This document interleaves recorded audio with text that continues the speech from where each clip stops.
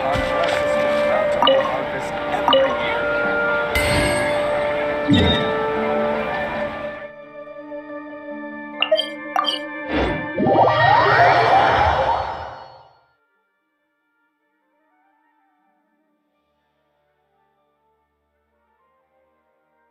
Something on your mind again? Let's work through it together. Two heads are better than one.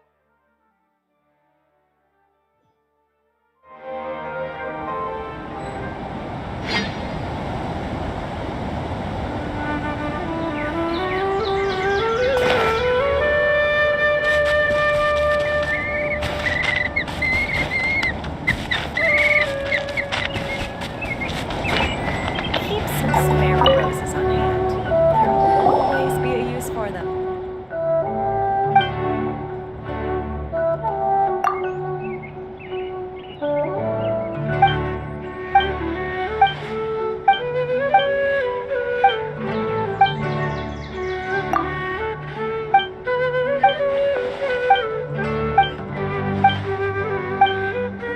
Come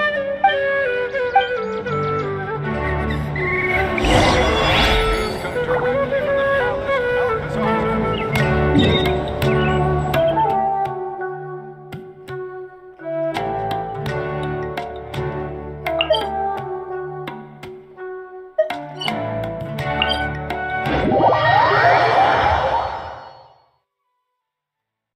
If you're not sure what to do next, how about I take you on a walk?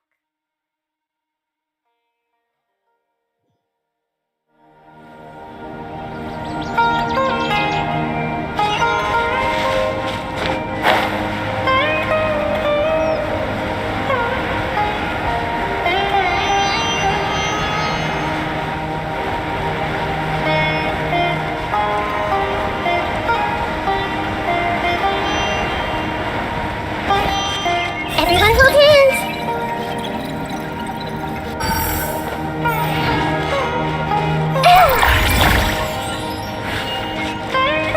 I see everything!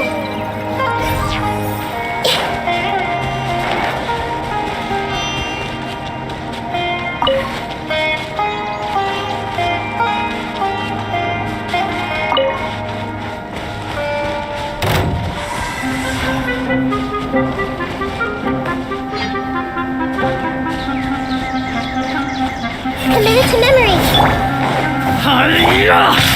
Stabilize! Everyone hold hands!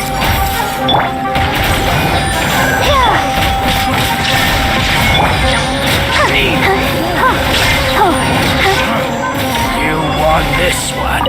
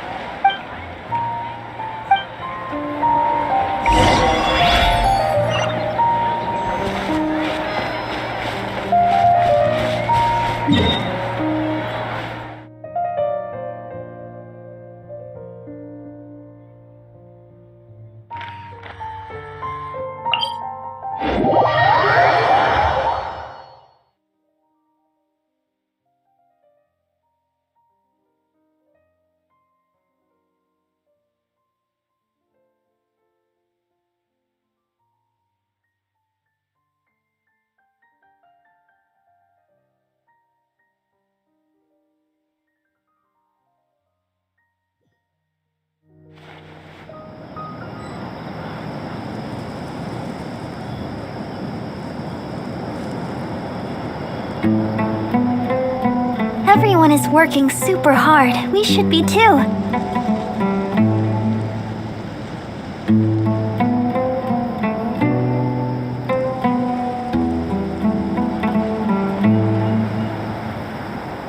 I'm so glad Grandpa's okay.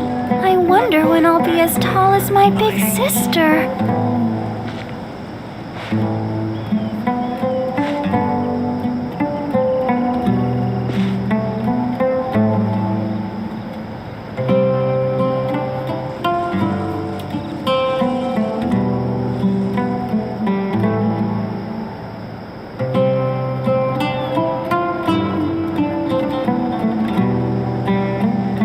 I'm so glad Grandpa's okay.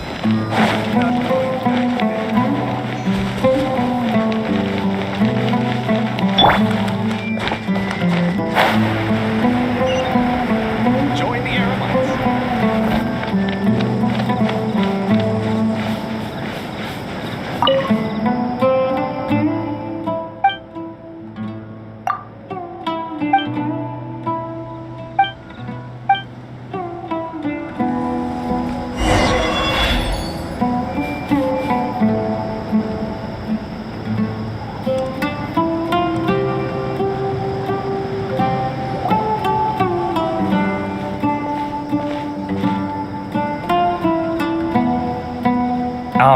Is it me, or are the bags under your eyes even darker than during the last round?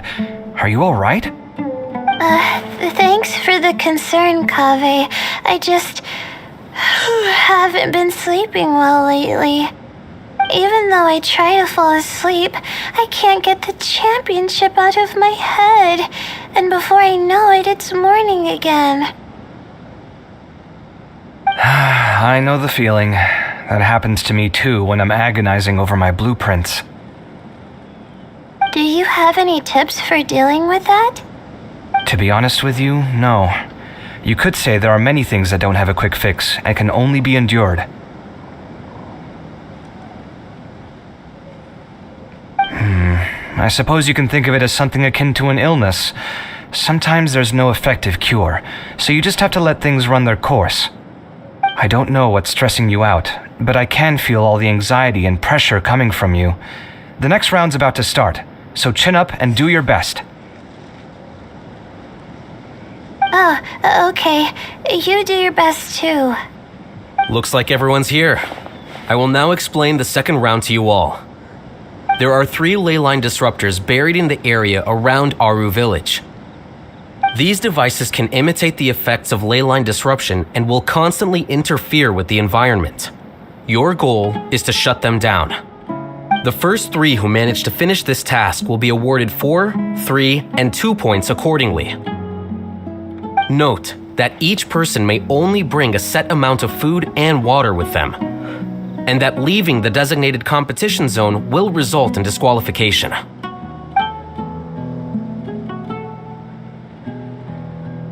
Well, what do you think? Want to team up again? I shall consider letting you have the points on account of what happened in the previous round. That's all right. I've been here many times, and in any case, machines are one of my specialties. I doubt this will be particularly difficult. It's good to see such confidence in a youngster like yourself. I also happen to be well acquainted with this place. Let's see who will find these devices first. But aside from us, you should remember that there's a favorite for Champion. We must be careful of him. A favorite to win? Who is it? Shh, not so loud. I mean that boy Tainari. He took first place in the previous round, and if he does so again this time, we may as well declare this competition over. I heard that you solved the Avidya Forest's leyline effluence problem with him not long ago. Since this round involves resolving a machine-simulated leyline disruption, it should be a simple matter for him. That's true. It does look like his odds of winning are pretty high. He already has Kale, who is an excellent pupil. If he were to win this round as well, then wouldn't we just be letting him have all the fun? As his senior, it's my solemn duty to prevent such an inequitable arrangement from happening. I'm off. I'll get going as well. See you later. How are you feeling? I think I'm okay, but I'll take things slowly for now.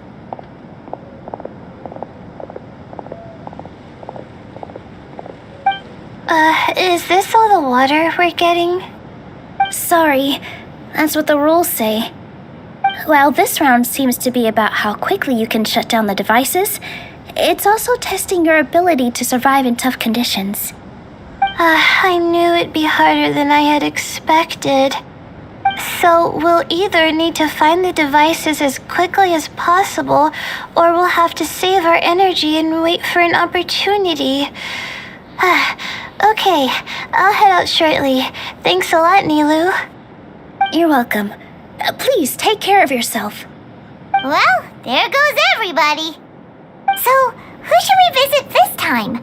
Let Paimon think. Oh, right! Didn't Farozan say that Tainari's the favorite to win? Let's go look for him first.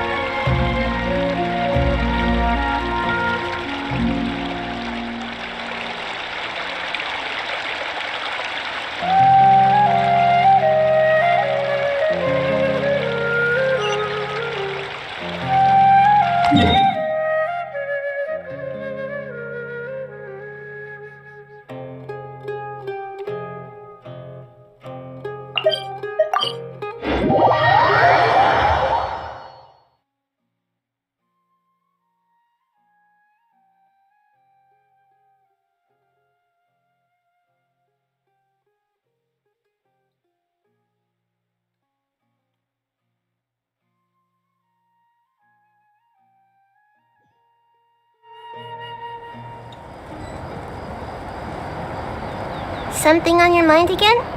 Let's work through it together. 2 heads are better than 1.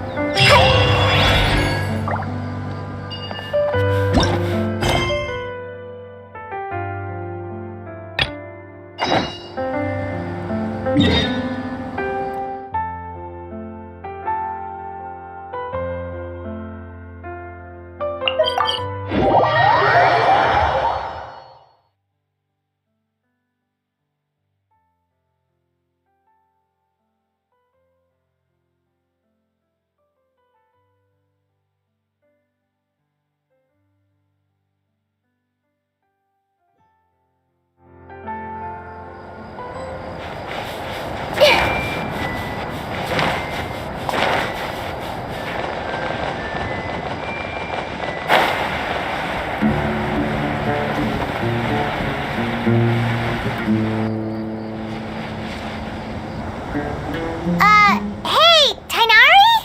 Tainari! Huh? Weird. The locator says that he should be around here somewhere. Tainari! Can you hear us?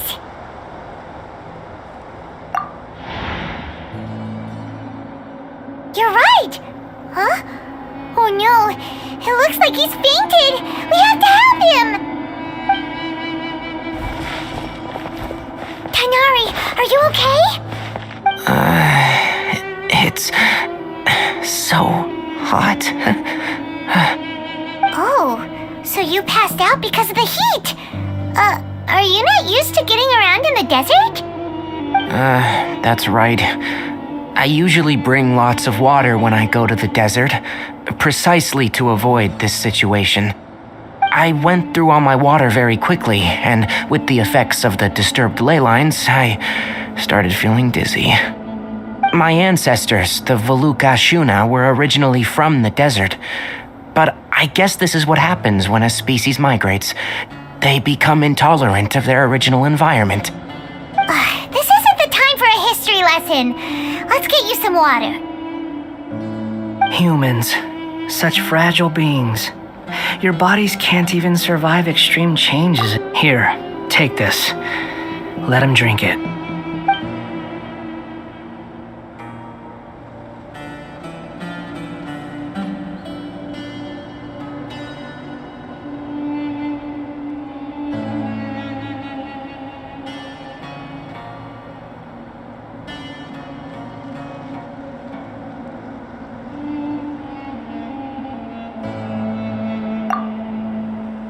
Are you serious? This had better be just normal water. Hey! You're leaving already?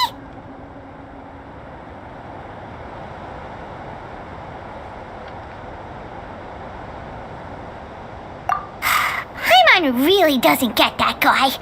What's he up to? Anyway, let's focus on helping Tainari drink some water first. I'm feeling a little better now. Thanks, you two. Oh, it wasn't just the two of us. Just now. Found you at last. Sino, you're here too. I was concerned, so I came back to check on you. Will you be able to go on? The fur on my tail is so dry, it's practically been singed right off. I don't see any purpose in pushing myself beyond what is reasonable. It appears I'm not suited to this particular round. I should probably just return to Aru Village and rest. Really? So you're backing out? Yes, I do have my results in the first round to serve as a buffer, so even if I forfeit this round, I still have a chance to turn things around later. Withdrawing now will allow me to conserve my energy. Continuing to push onward would be counterproductive. A wise decision. Let's get you back to Aru Village. It's fine. I can make it back on my own. Oh, stop trying to be so polite. Come on, we'll help you back to Aru Village.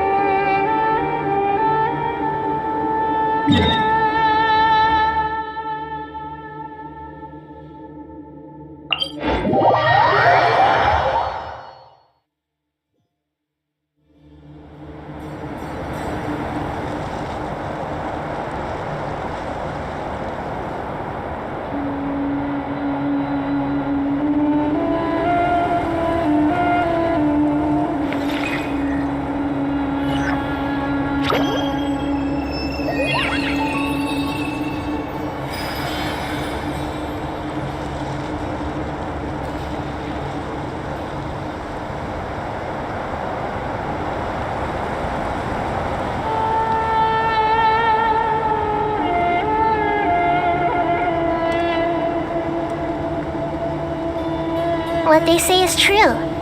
You have to see the world for yourself to appreciate how beautiful it is.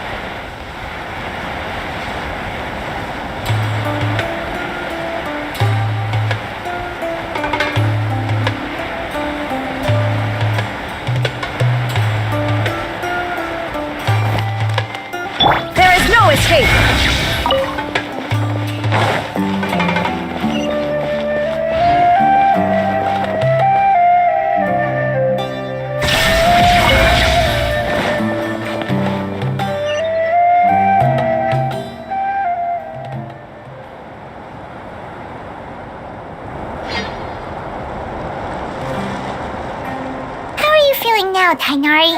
Do you want to rest some more? There's some shade here, so we can stop for a while.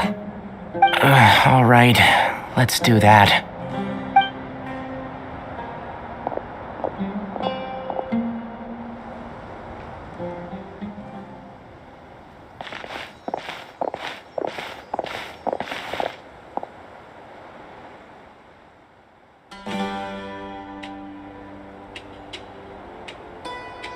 Oh, Sino and Tainari.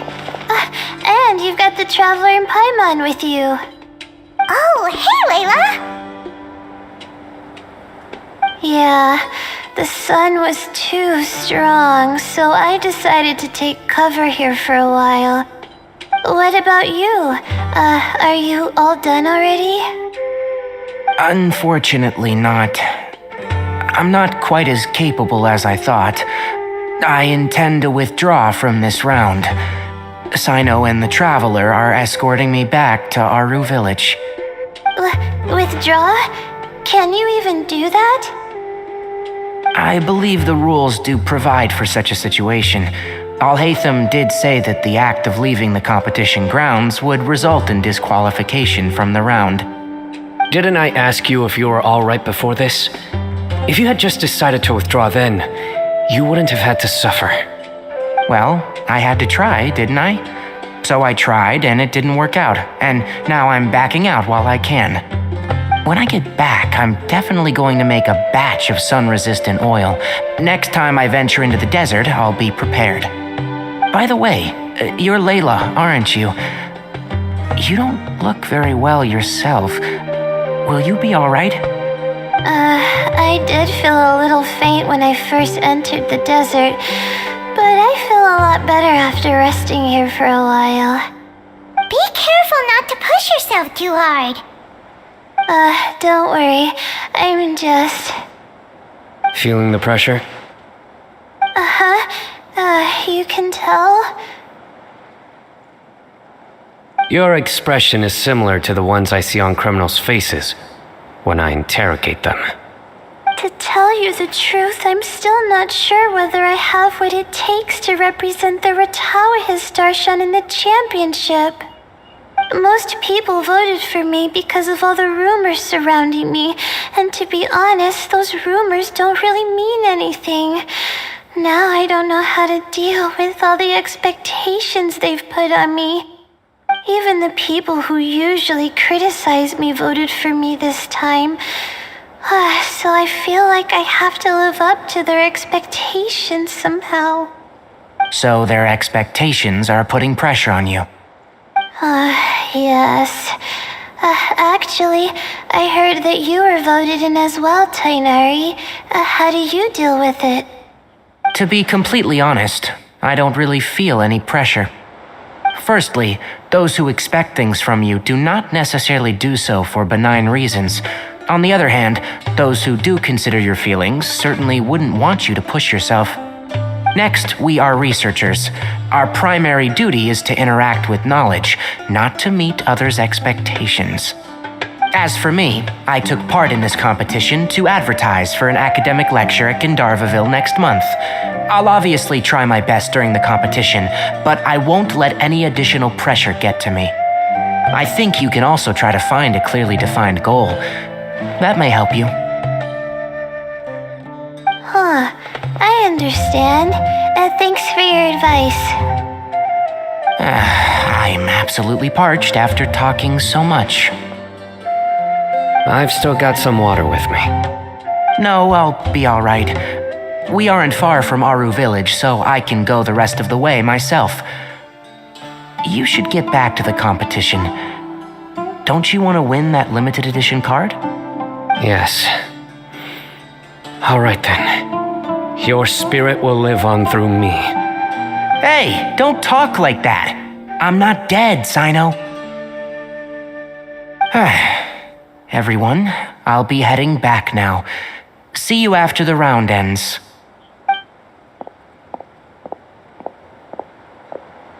I'll continue searching for the ley line disruptors.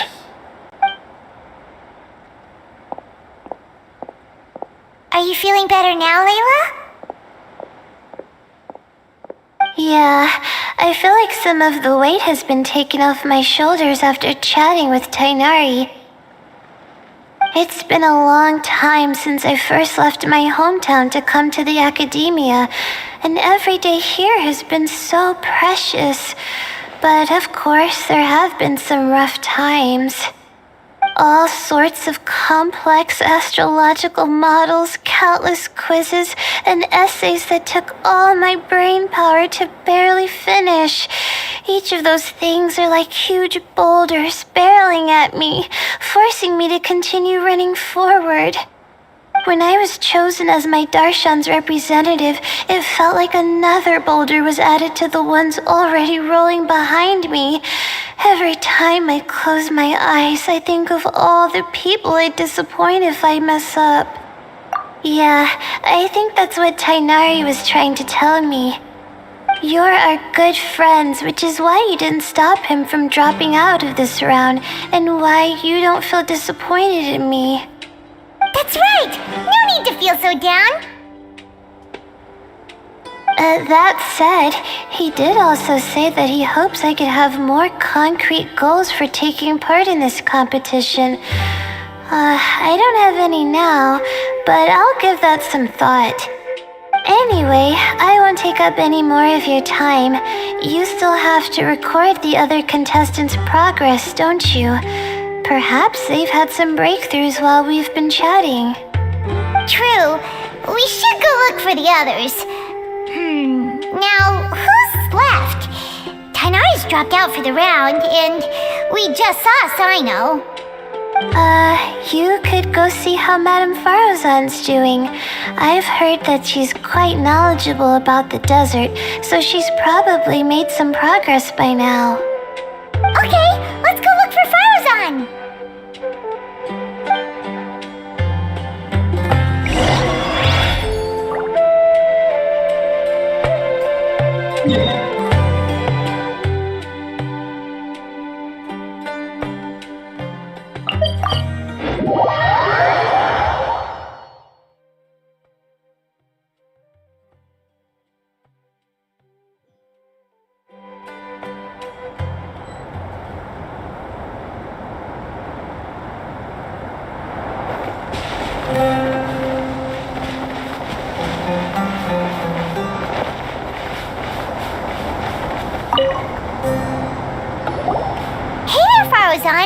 Have you made any progress?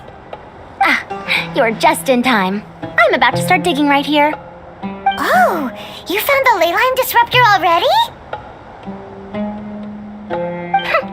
Such a simple problem could never confound me. Not long after entering the desert, I discovered a primal construct that was acting abnormally, so I followed it all the way here. Once I got near here, it suddenly disappeared. Something unusual must be happening around this area. You're a true expert, Madame Farozan. You knew what to do right away. Well, I do happen to have more experience than most. With that aside, has anyone completed this challenge yet? Nope, not yet. Well then, I suppose I'll be the first. What about that boy Tainari? Oh? And why's that? He's not used to being out and about in the desert. Huh. I didn't think he would have such a weakness. I suppose he could use a bit more training. What about the others? Is that Ratawahist girl still a bundle of nerves? Tainari gave Layla some advice, and she seems to be doing a lot better now. Sino just started his search for the disruptors, and as for that guy, well, who knows what he's thinking. And what about Kaveh? Has he found a leyline disruptor yet? Byron doesn't think so, or our locators would have already let us know. Strange. What's he lollygagging for? With his skills, you should have heard something from him by now. Well, I'm afraid the most thrilling moments are already done here. You should probably go find Kaveh and see how he's faring now.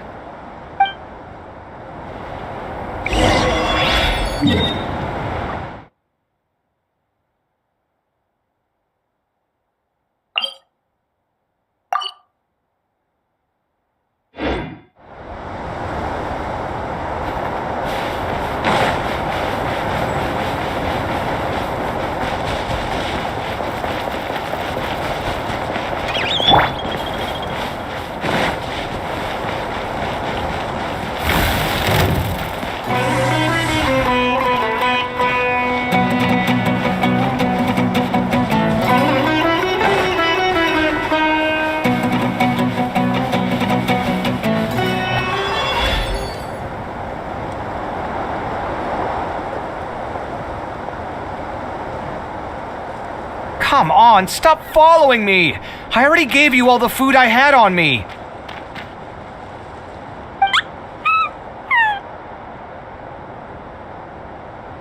You can cry all you want. I don't have any more food. All I have left is a half bottle of water, and I can't possibly give you that. Without water, traveling in the desert will be incredibly difficult, and I still need to find what I'm looking for. Merak, can you help me out here? Keep them away.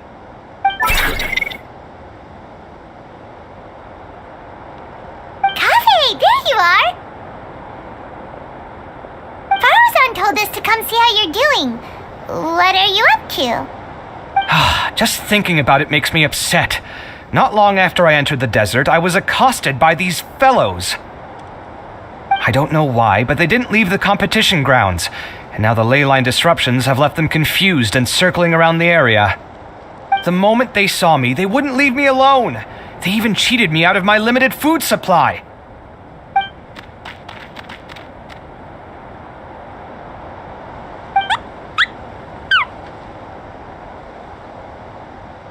Hey, didn't I ask you to keep them away? Kaveh, is this flying metal thingy yours?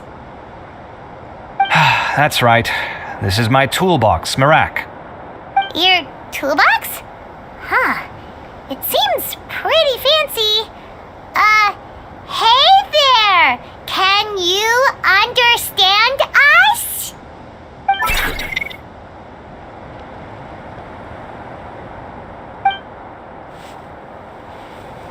Sometimes I need to carry things when I go out, so it's handy to have a portable toolbox. Well, this definitely doesn't look like an ordinary toolbox, that's for sure. It's a long story. When I was working in the desert, I ran into a merchant group who had a machine core they excavated from some tomb. It was clearly from King Deshret's civilization. His technology still isn't fully understood, and Kasharawar has many different opinions on this topic. Our current theories cannot explain such mysteries. Upon seeing such a rare, complete specimen before me, I forked over all the mora on my person to purchase it. Some time back, I wanted to make an automated case that could store my offloaded items. With that core, I created Merak. It can't understand commands that are too complex, but it can serve as my assistant and help me with things like mapping and surveying.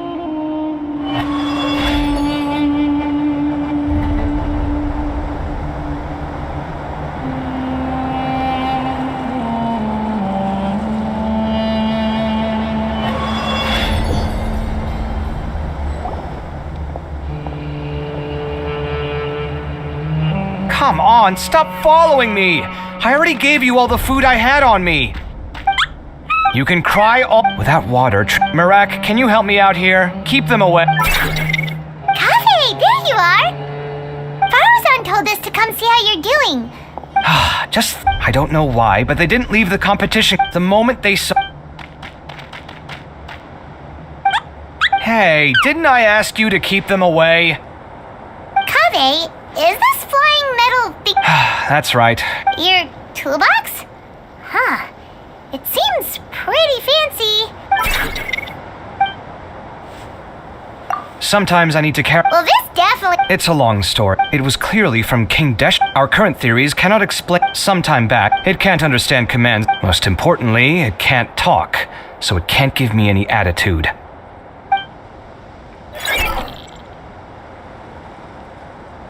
Oh, yes. Thanks for helping hide the fact that I live at Al-Haytham's place earlier.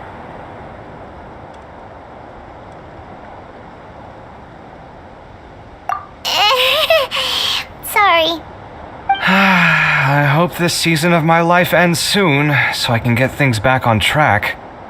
Things just started going downhill at some point. Maybe it all started when my mom remarried and left for Fontaine. Or maybe it all started when I spoke to Al-Haytham in the library. Or maybe it's because constructing the Palace of Alcazarzaray burned through my funds. I'm still paying off the debt from that one. Oh, when's this going to end?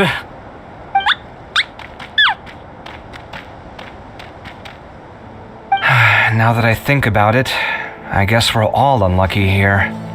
It's not like any of you asked to be trapped in a ley line disruption. Okay, Let me get you all out. Kaveh, aren't you going to look for the ley line disruptors?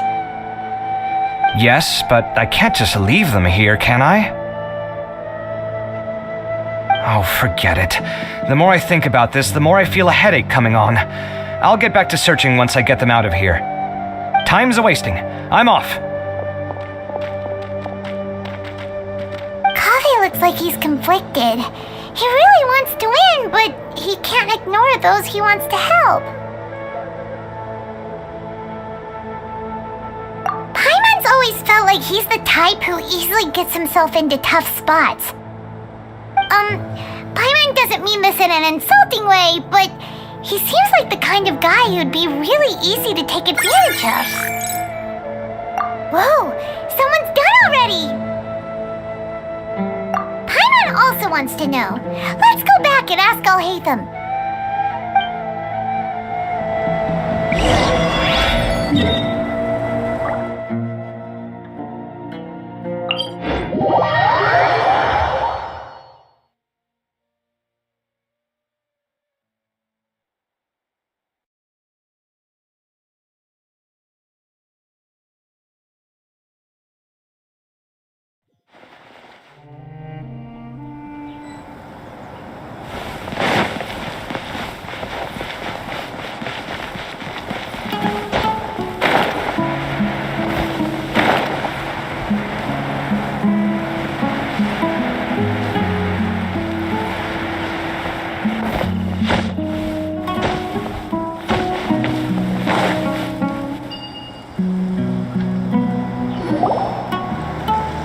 Verification complete. Congratulations on being this round's first winner, Sino. Ooh, so Sino was the quickest! I am from Spontamod, after all. We know a lot about ley lines, so finding a disruptor was never going to be particularly difficult for me.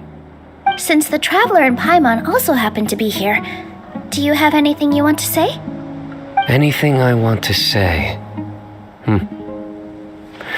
My friend couldn't continue on, so failure was never an option. The bonds of yesterday will forge the road to tomorrow. With the ties of friendship that bind us, I won't lose to anyone. That's a line from King of Invocations, one of my favorite works, and it sums up my thoughts right now. It might be a good thing that Tainari isn't here, or else he'd give Sino a good smack right about now.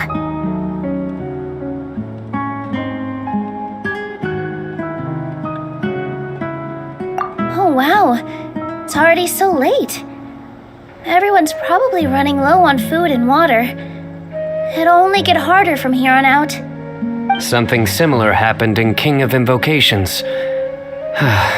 What a classic. Any thoughts on that, Al-Haytham?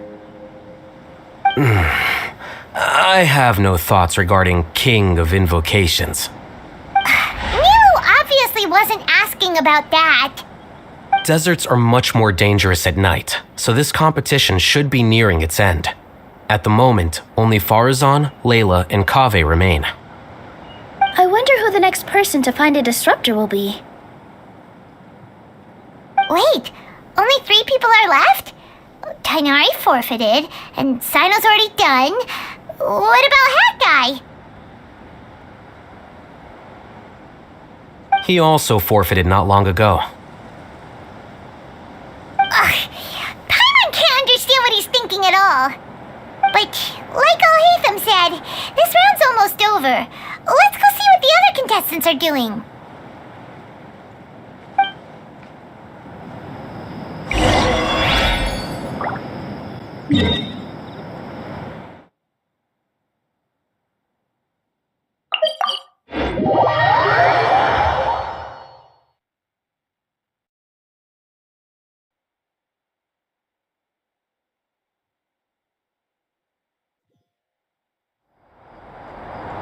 Every journey has its final day.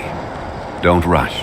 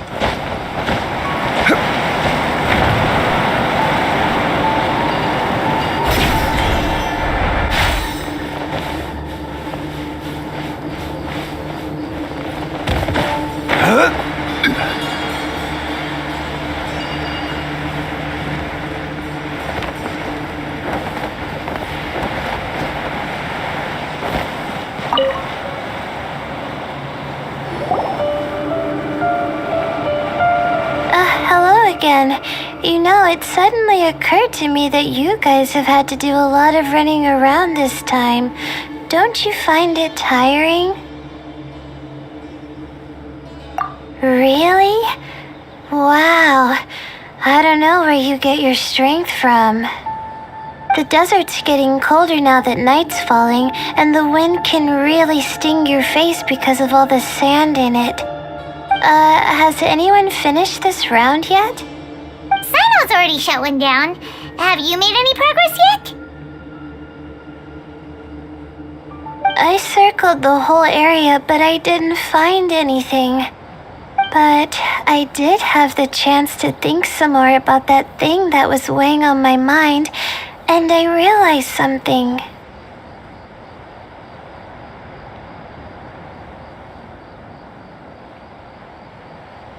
Well, my fellow Retawahist members must have all put my name forward for different reasons, and maybe a lot of them only picked me because they wanted to watch me make a fool of myself. But be that as it may, I believe that a lot of them genuinely do expect great things from me. And I want to live up to their expectations. I don't want them to regret putting my name down. Huh? But doesn't thinking like that put a lot of pressure on you? Of course, that comes with some amount of pressure for sure. But now I've thought about it, I don't feel like this is something I have to do. Instead, it's something I want to do. That may not sound like a huge difference to you, but it's helped me relax a lot. So don't worry about me.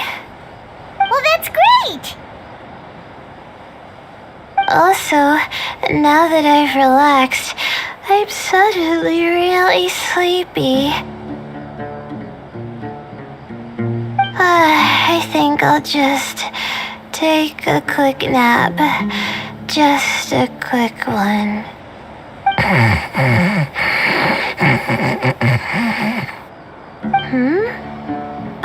But the competition isn't over yet. Oh, Layla. She's really a bundle of nerves, isn't she? Wait, you're... Good to see you too. It's nice to be out. Feels like I've been cooped up inside for quite a while. Well, since I'm here, I guess I should help her finish this. What are we supposed to be doing here again? Finding a ley line disruptor, was it? Let me see. Looks like she's basically gathered all the information she needs. It won't take long to wrap this up. Come with me, you two.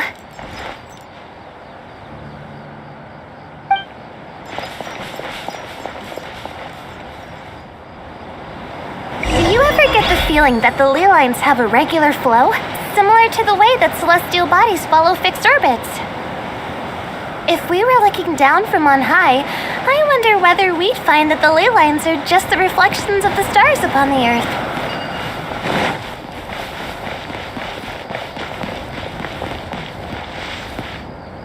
Not all astrological phenomena can be directly observed. Some are deductions based on other details that we know. It's the same situation with the ley lines. The parts of them that are hidden underground can be identified via elemental energy, sound, and other phenomena.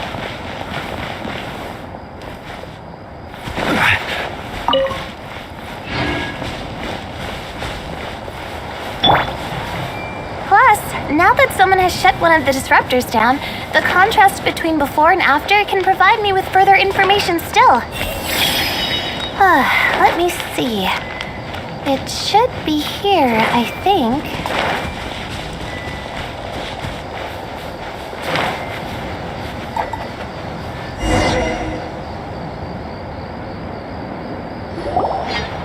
This should be it, right? I'll turn it off. That should restore the ley lines in the area to normal. Nice work!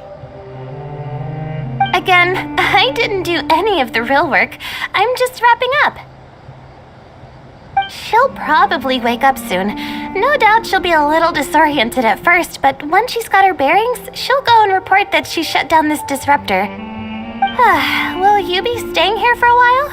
Or are you going to check on the other contestants? Oh, time to check our locator.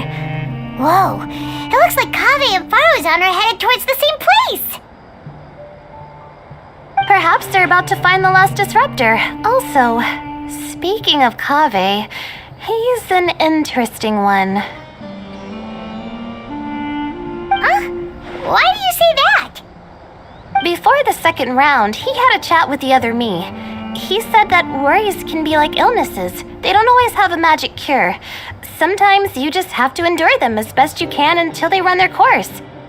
But the way I see it, his situation is much worse than my other self's.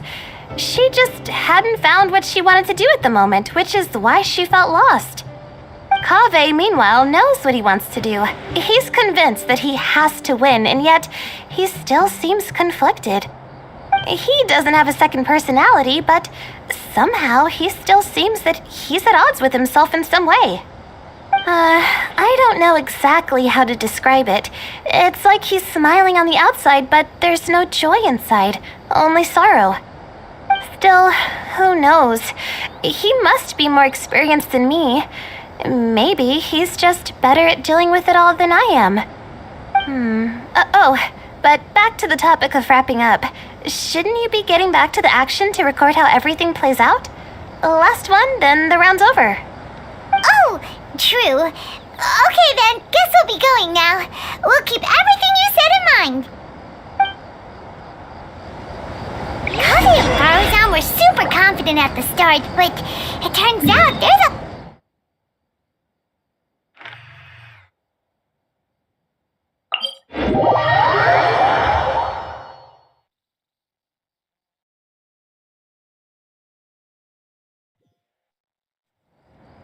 But between the two of them, who's going to get there first?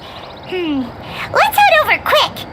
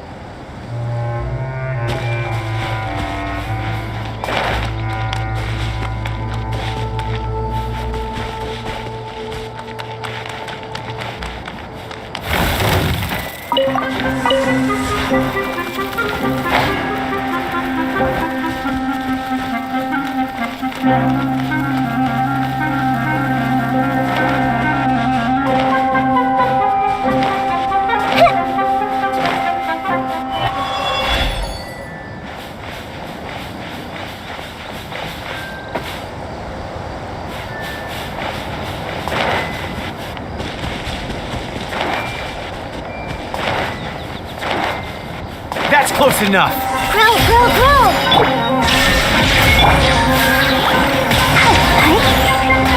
I'll be back.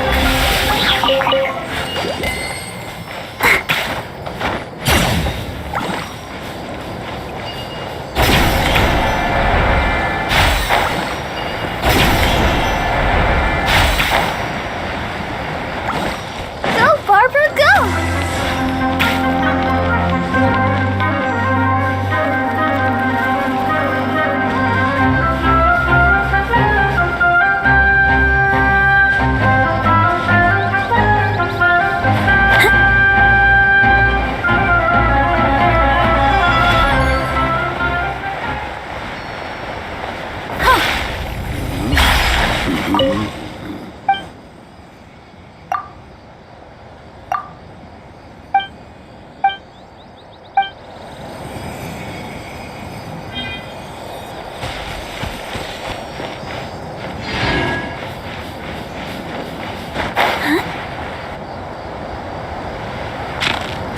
It should be around here.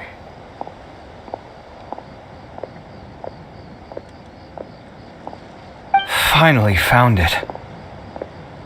Kaveh? Are you? Oh, Madame Faruzan. And here I thought you would have finished this round by now. Faruzan! Kaveh! Oh, looks like Layla's already done. I didn't expect that you and I would find a disruptor at the same time. How are the other contestants doing? Tainari and Hat Guy forfeited, while Sino and Layla are already done. You two are the only ones left. Huh? That's weird. Didn't you start digging really early on? Yes, I kept digging, but instead of finding a disruptor, I found a ruin. I fell down pretty deep, and it was completely dark in there. It took me quite some time to unlock the various mechanisms and return to the surface. That's actually really impressive. Finishing a week's worth of trials in such a short time. That's pretty amazing, Madame Faruzan. What about you? Why are you so late? I encountered a lot of lost desert foxes along the way, and I brought them to the outskirts of the competition zone. When I came back, I was absolutely parched. And then I blacked out. Probably from the heat, you know? When I woke up, it was already night. I used the last of my strength to come here. A most curious reason indeed. But are you sure you're all right? It sounds like you were in an incredibly dangerous situation. You said you were familiar with the desert, but the way you handle problems... It does feel rather at odds with your title as a genius. It was problematic, but that had nothing to do with me being a genius. It was my decision. The way I did things wasn't optimal, but I wouldn't have been comfortable not doing it either. My conscience would have weighed on me. Youths these days, each stranger than the next. But back to the main issue at hand. Since we are both very certain that this is where the final leyline disruptor is, let's dig it up then.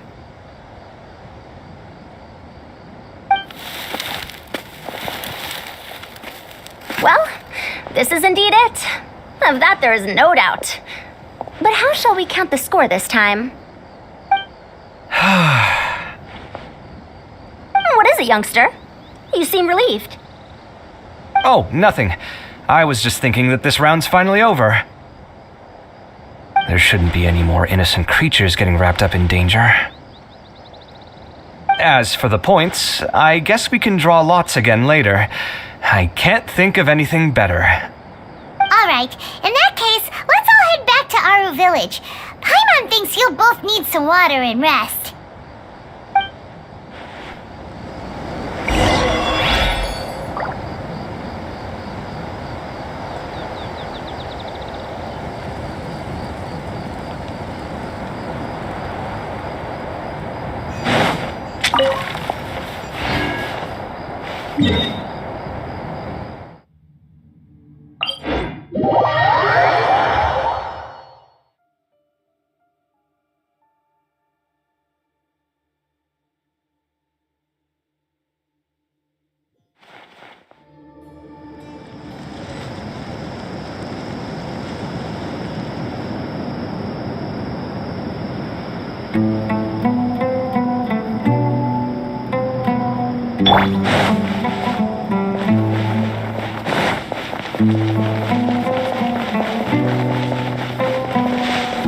Join the Aramites.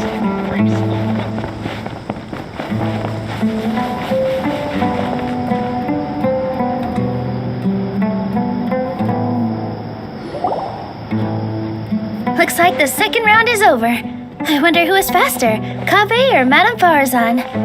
Huh? Where's Madame Farzan? She went to get water. She'll be back shortly. We basically arrived at the same time, so we'd like to draw lots again. You get caught up in some things so easily, like drawing lots. I'm not caught up in anything. Don't make it sound like I take pleasure in having bad luck. Really? Then should I say that you have a curious affinity for drawing lots? I'll go get the box and slips of paper for the lots. Please wait a moment.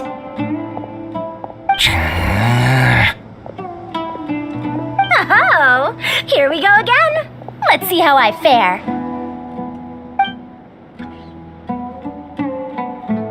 I got it! Did you see that? I won! Congratulations! Looks like Kave's luck's taking a turn for the better. Finally! After all this time! It looks like you've been rewarded for your tribulations in the desert. This round's points are yours.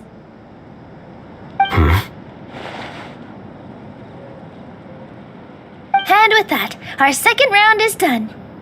Sino, Layla, and Kave are our victorious contestants. As for the current standings, let me see. Sino and Layla both have 4 points, putting them both in first place. The rest in descending order are Tainari, Faruzan, Kave, and Hakai. The next round will be the final one. Please rest up before then, everyone. I heard that some stalls at the Wisdom Gala are debuting new games, so feel free to drop by if you're interested. Otherwise, see you next round.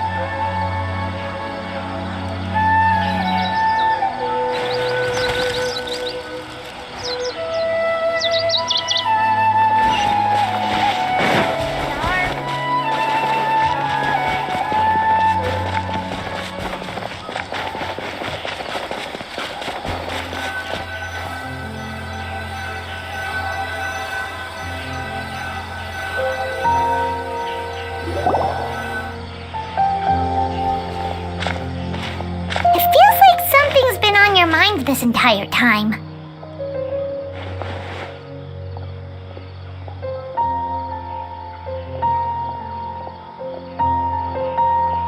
Traveler, Paimon. I finally found you. Finally? Did something happen? Don't you feel like there's something off about this year's Academia Extravaganza? When Candace and I were at the cafe earlier, we might have caught sight of some mercs on business. Thing is, they were disguised as tourists here to shop. But no disguise can mask the stench of blood. Just from their suspicious looks, I bet they do dirty work like kidnapping or assassinations. We eavesdropped on them for a while. Their target seems to be someone called Sachin. Sachin? Isn't that the person who Karina mentioned during the opening ceremony? He's apparently the sponsor behind the competition prizes and the Diadem of Knowledge, but he hasn't shown himself at all. Sounds like a rich person, all right. It makes sense now. The Eremites have been struggling to make ends meet recently, so a lot of groups have been doing private work that involves the rich. In their words, one gig sets you up for half a year. Just one job like this nets them enough mora to take it easy for a while. The extravaganza has brought many tourists to Sumeru City all at once, so it's likely that they took advantage of the bustle to sneak in. Dia and I wanted to directly capture them, but they were on guard and made some excuse to slip away. I would have tied him up if it wouldn't have caused a scene. Who's legally supposed to take care of this kind of thing? The Matra or the Corps of 30? If Sino were here, he'd definitely get involved. Why don't we head over to the Academia and tell Amatra? Thanks a million, you two. Not at all. It was coincidence on our part as well. Yeah, don't sweat it. The Eremites' reputation is going to get even worse if these scumbags succeed. But this is Sumeru City. Candace and I don't have as much freedom to act here, so we're leaving this in your hands. Should you require our aid, come find us at the cafe.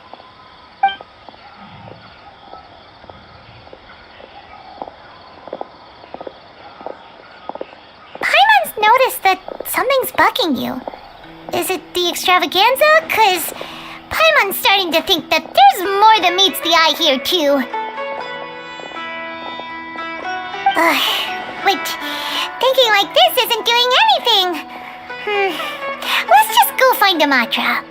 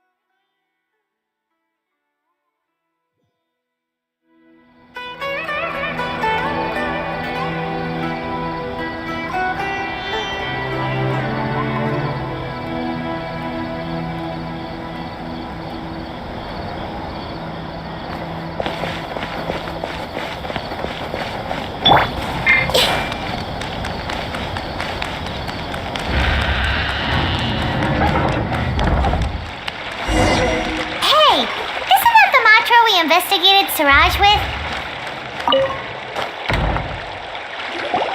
Hello, both. It's been a while. Do you have any issues to report? Someone's planning to kidnap Sachin. Goodness. Though I suppose it's not all that surprising. The growing popularity of the extravaganza has given him quite the reputation boost as its sponsor. He's seen as one of these super rich types. Well, since he's got a target on his back now, shouldn't you send some people to protect him?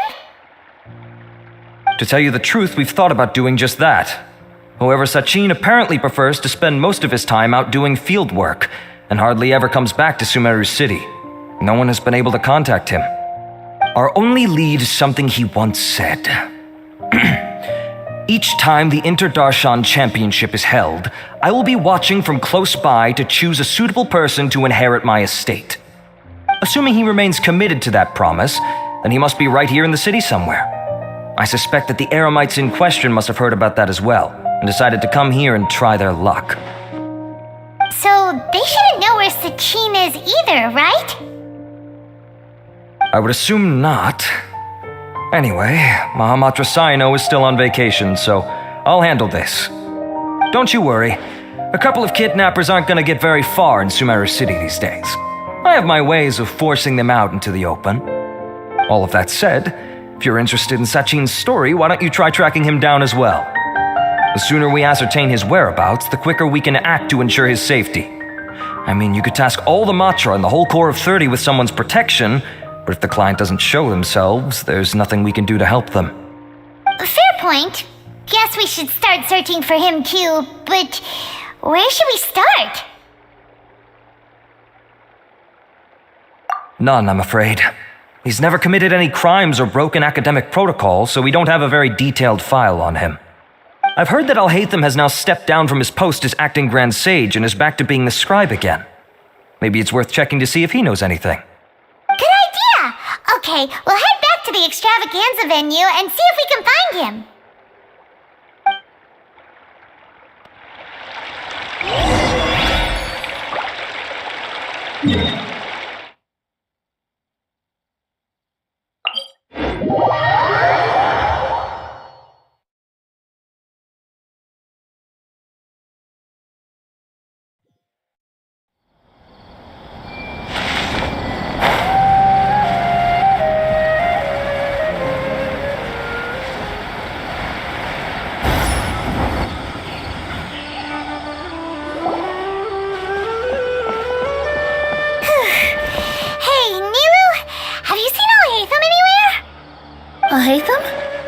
What is it? We're trying to track down someone and we need him to pull up some records for us. Oh, I see. Sorry, I don't know where he went. He's always the first to leave after the competition ends, and he never tells anyone where he'll be going. Huh. Yeah, actually, that sounds about right for him. Let me think. To be honest, he doesn't seem very interested in the extravaganza, so he probably doesn't stick around longer than he has to. To him, being a commentator is just extra work he was roped into. Do you guys know of any places he'd go after work?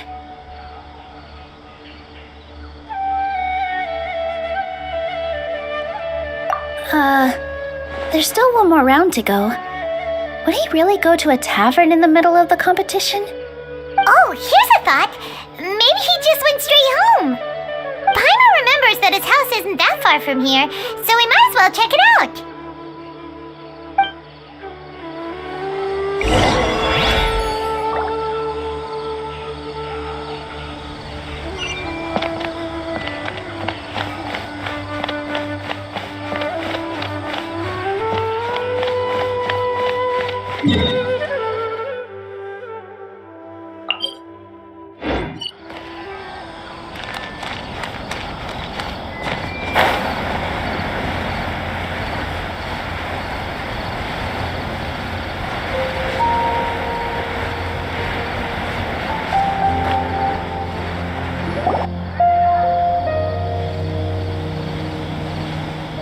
Let's try knocking.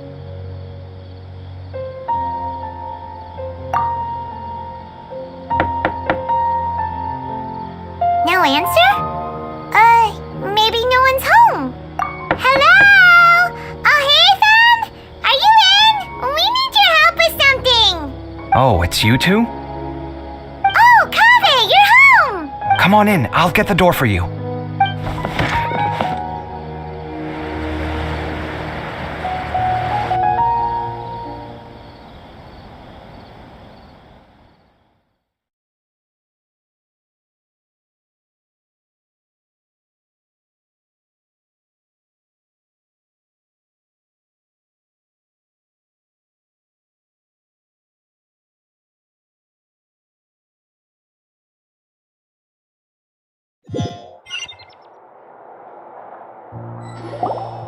We didn't hear a peep when we first knocked. We thought no one was home. Well, I can't be too careful. If someone from the academia came here looking for Alhaitham, and I opened the door for them without thinking, before long the whole city would know that I'm living here. You're pretty conscientious about this, huh? So, what happens if someone comes inside looking for him while you're at home? It's fine, as long as I stay in my own room. Anyway, why would someone just barge in here looking for him? Most people have better things to do. Fair enough. So do you know where he is at the moment? What do you think? Who knows what he does in his free time? All that matters to me is that he's out of the house.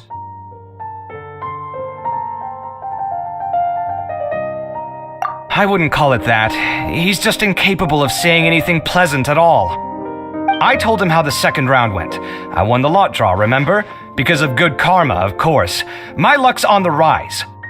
But him, being him... Oh, you wouldn't believe what he said after I was done talking! You're always quick to remind me that you're my upperclassman, and yet you do not problem solve in the manner becoming of an upperclassman.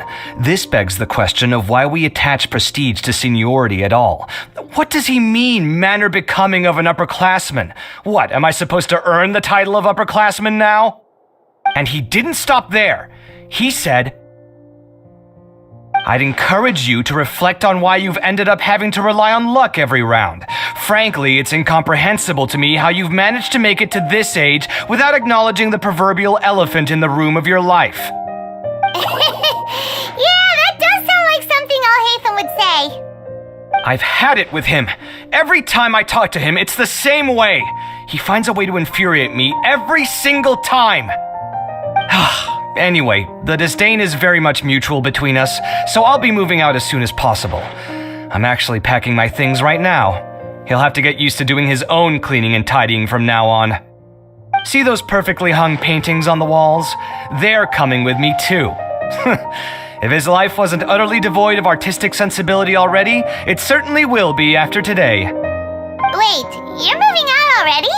But the competition isn't even over yet. How can you afford it?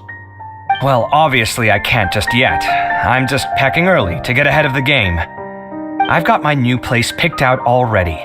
The moment I have my hands on the prize money, I'm going to buy it and move my things right in. It'll take me 3 days tops to move out of here for good. I now know what I have to do to achieve this goal. No matter what happens in the third round, I will win. I will emerge triumphant. You'll see. Well, we'll be rooting for you. But are you sure you'll be alright? In what way? Layla said that she thinks you'll get caught up in internal conflict. Meaning what exactly? Oh, don't tell me you think I have serious personality flaws too. Oh, we didn't say that. But think about it. You say you want to win, but you also turned Farozan down when she offered to give you her points.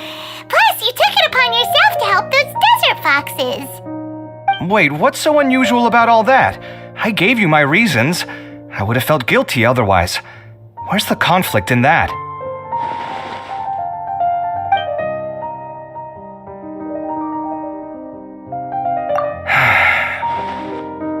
Well, when you put it like that, yes, why indeed? It's a good question. I guess it's just in my nature.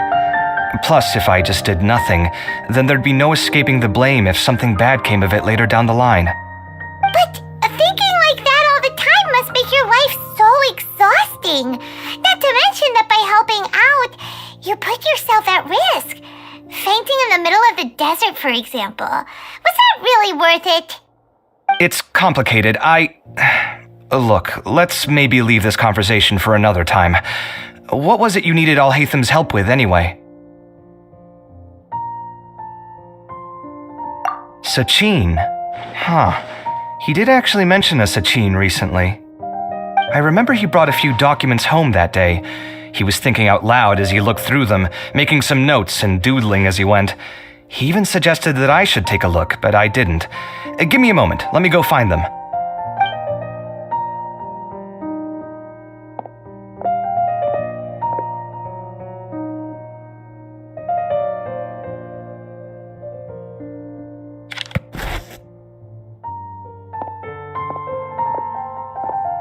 This is the one.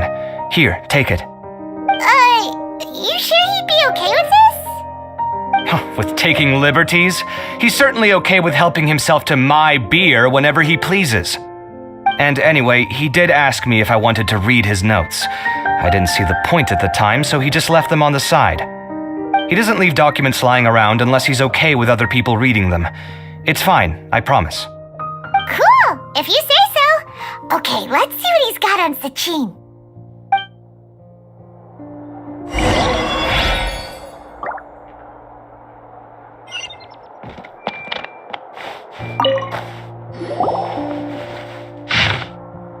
That was a lot of information.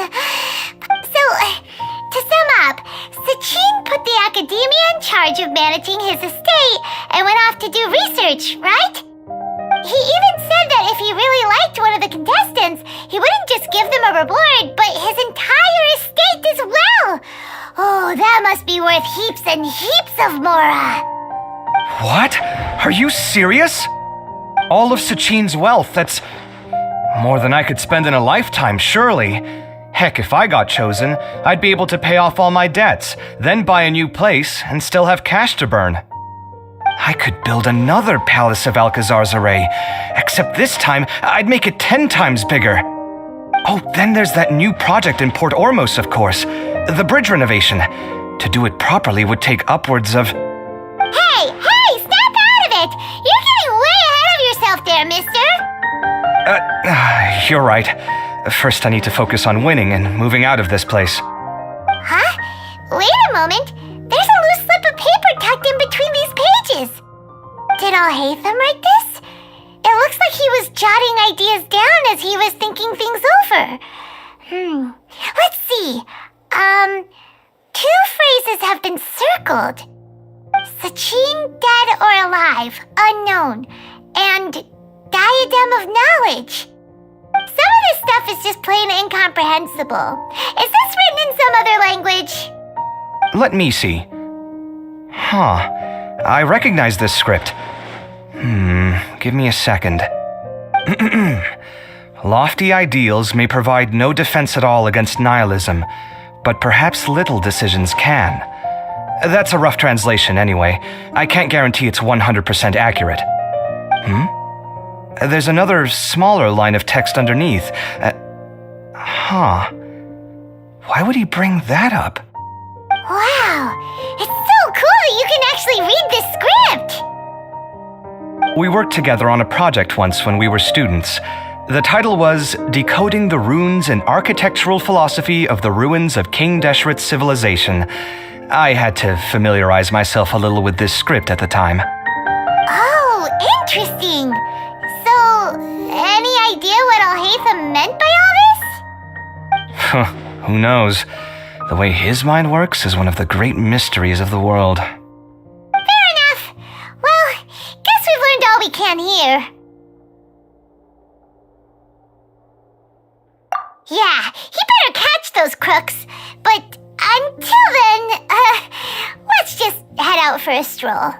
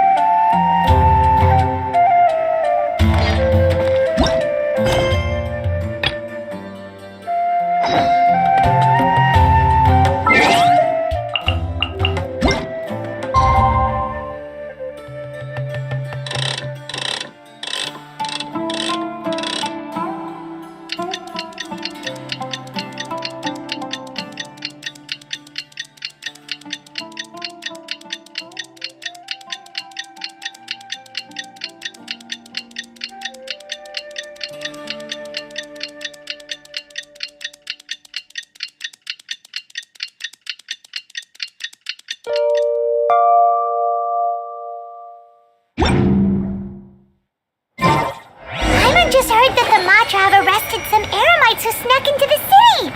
Maybe they were the ones plotting to kidnap Sachin. Let's go to the Academia and check with Arav.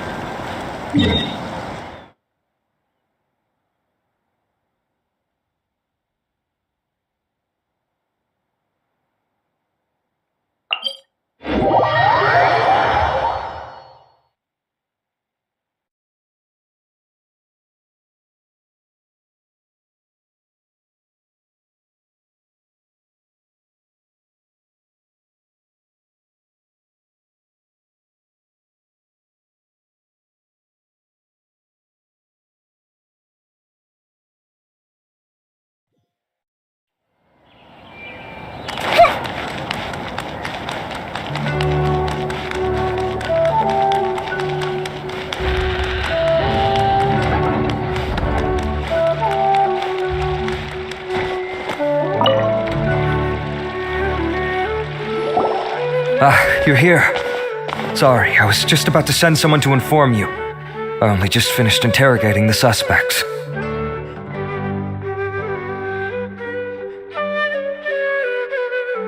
What did you find out? Well, lots of unexpected details, let's put it that way. The mercs themselves were surprisingly easy to catch. We just had someone dress up as Sachin and they took the bait. But then it starts to get messy. During the interrogation, we learned that they were hired by Sachin's own child. What? Why would someone want to kidnap their own father? What's up with that? It's anybody's guess at this point. In any event, apparently the guys we caught are just the tip of the iceberg. Most of them are still snooping around outside the city. We're diverting manpower as we speak to try and round them all up. Would you like to come along? Sure! Let's go get to the bottom of all this!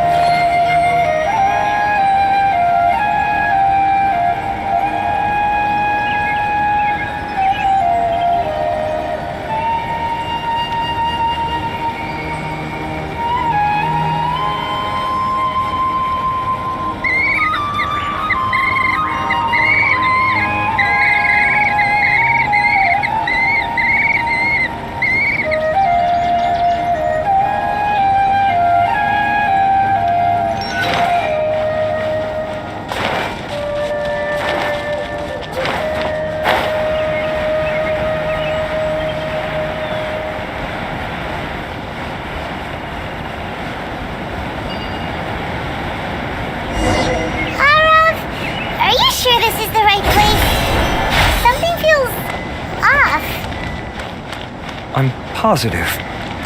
But I don't understand why they're all unconscious on the ground.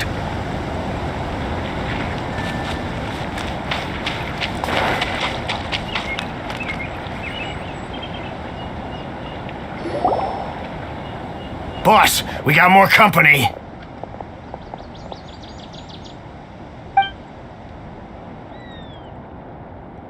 Look, we were just doing what we were paid to do. You're punishing the wrong people here. You want the real culprit? It's this guy. He hired us to kidnap Sachin. What happened? Who beat you all up? Wait, you mean you aren't with them? With who? Who did this? First there was this flying brat. Didn't bother asking any questions, just started throwing punches. After that, some guy wearing green came along and interrogated us for a bit. I've got the confirmation I needed. This is the one who masterminded this whole plot. Giovanni, Sachin's son. If you have any questions for him, now's your chance to ask them. When you're done, I'm arresting them all and taking them back to the academia for further interrogation. So why did you hire people to kidnap Sachin? What do you think?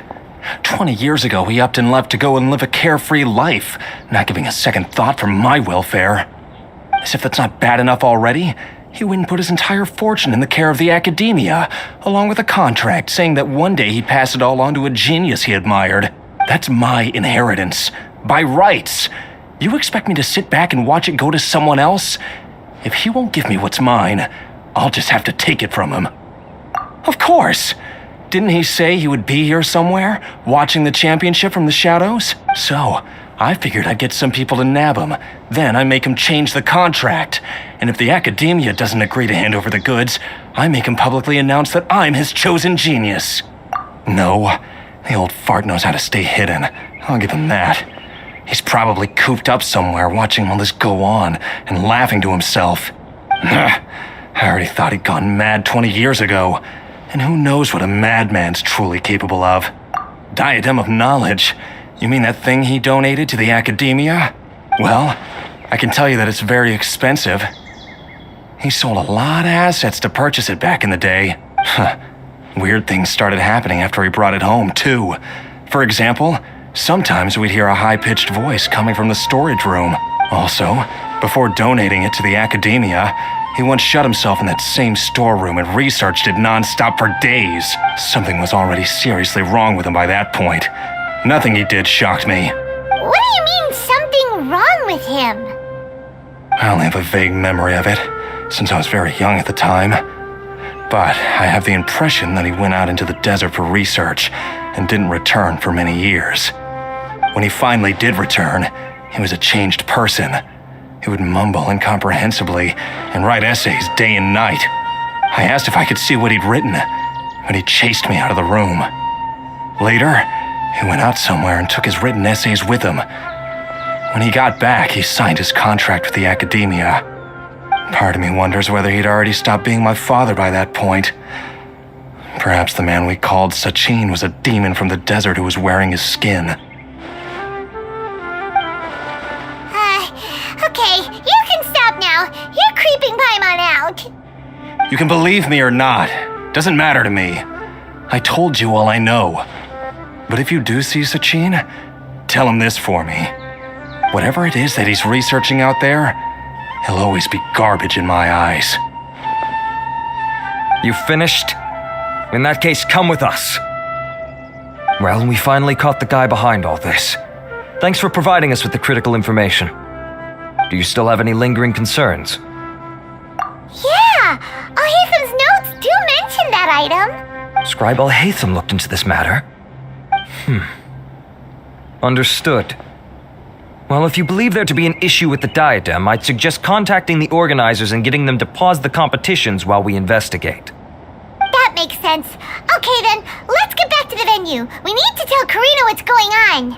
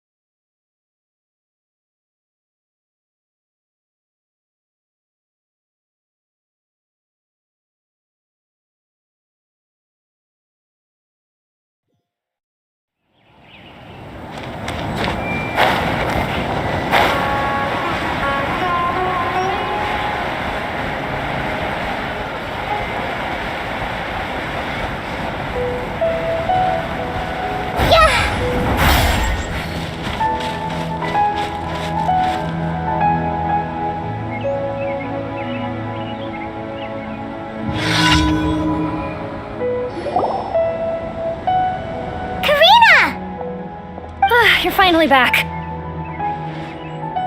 Where have you been? I looked everywhere for you. The third round's already started. We were out capturing some bad guys who wanted to kidnap Sachin. But that's not important right now. We think there might be something wrong with the Diadem of Knowledge, and we'd like to investigate it. The diadem? That seems unlikely. The Diadem of Knowledge has been used in every extravaganza over the last 2 decades, always without incident. Why has this come up now?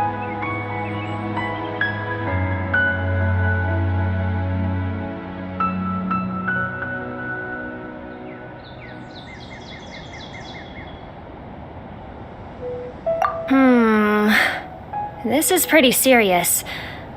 Let me think. Okay, here's the situation. The Diadem is currently in Mount Ima Forest. We moved it there before the third round began.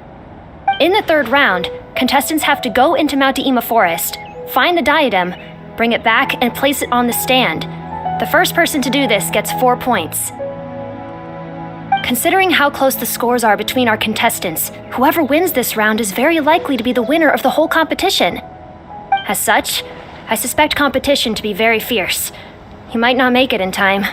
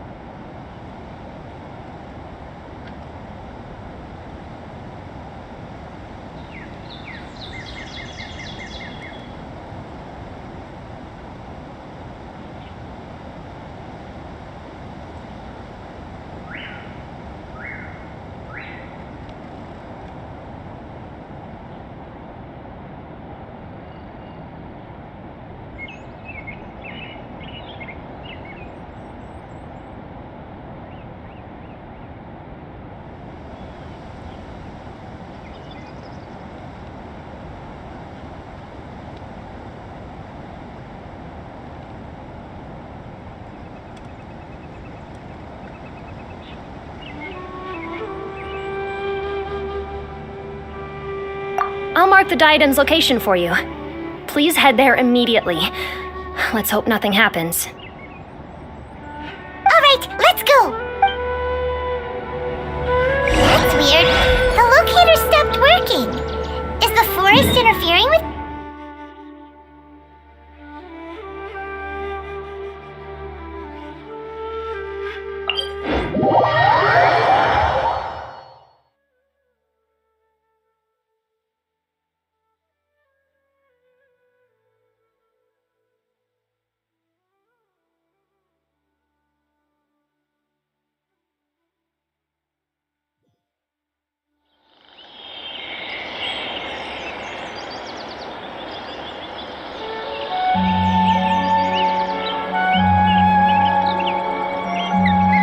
Something on your mind again? Let's work through it together. 2 heads are better than 1.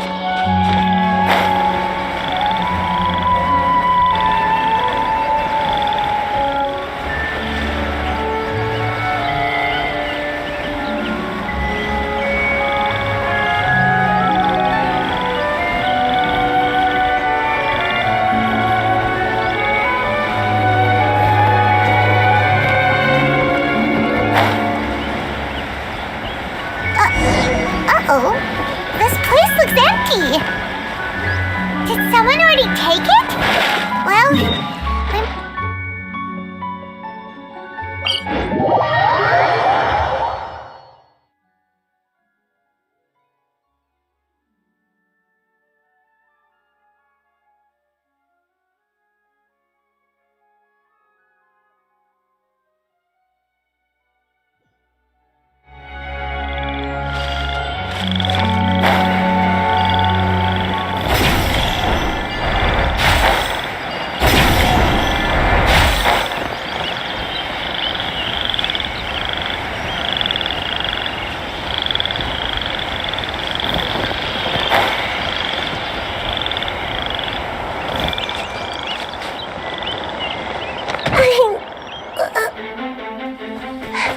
Oh, looks like Layla has seized the diadem.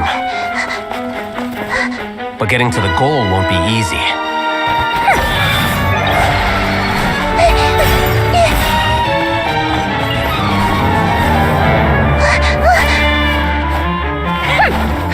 That guy enters the fray.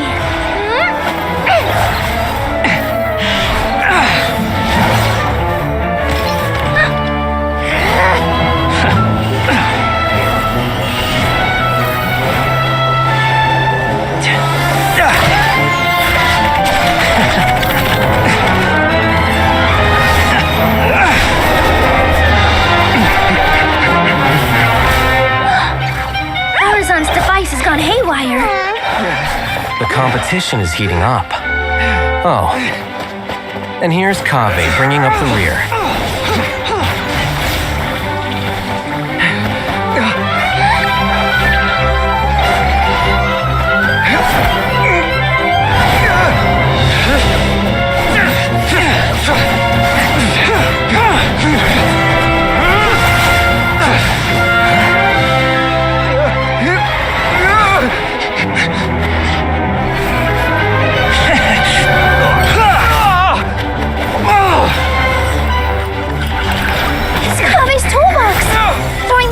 To its owner.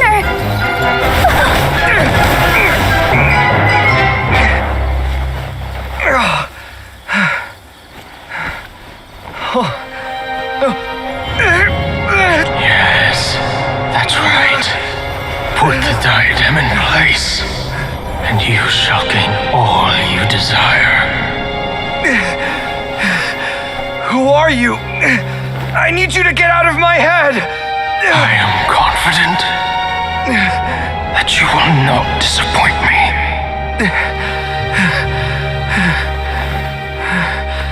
What just happened to me?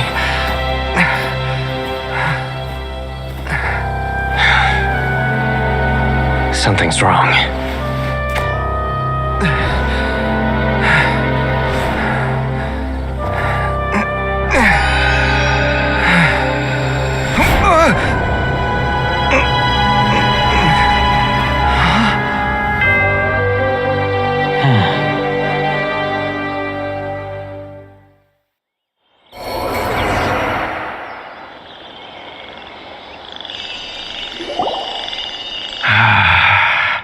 At long last, someone to inherit my estate, and with it, my research. Come, Kaveh. Come to me, my child. How do you know my name? Who are you? I am Sachin. Well, to be precise, I am but a fragment of Sachin's mind. Fate is a curious thing. Seeing you reminds me of another I once met. But you are made of sterner stuff than he, more cognizant of the trials and tribulations of this world. It is you who are worthy to inherit all that I once owned. We meet for the first time, children. But what I mean to say now is of utmost importance. So please, pay attention and bear witness. You have all performed outstandingly in this Interdashon Championship. The Academia has many rare talents among its ranks, and you are the creme of the creme. But if I were to choose a successor, I would choose you, Kaveh. Not only because you were victorious, but also due to our similarities in character.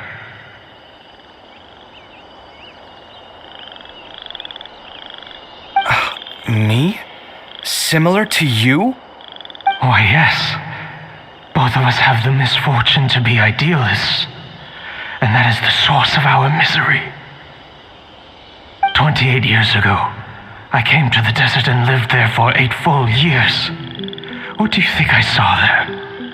Alas, endless strife and slaughter.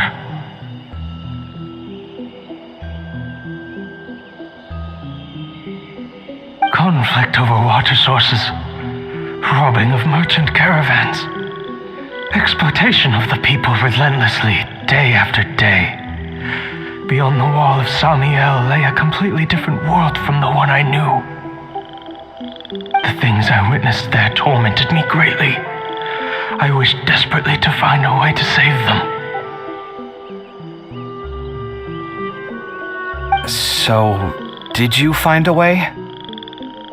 As a Vahumana scholar, I tried to use Vahumana knowledge to find the answer. I researched history and anthropology, performed countless experiments on human nature, and even sought out the scholars living deep in the desert who called themselves the Lost Darshan.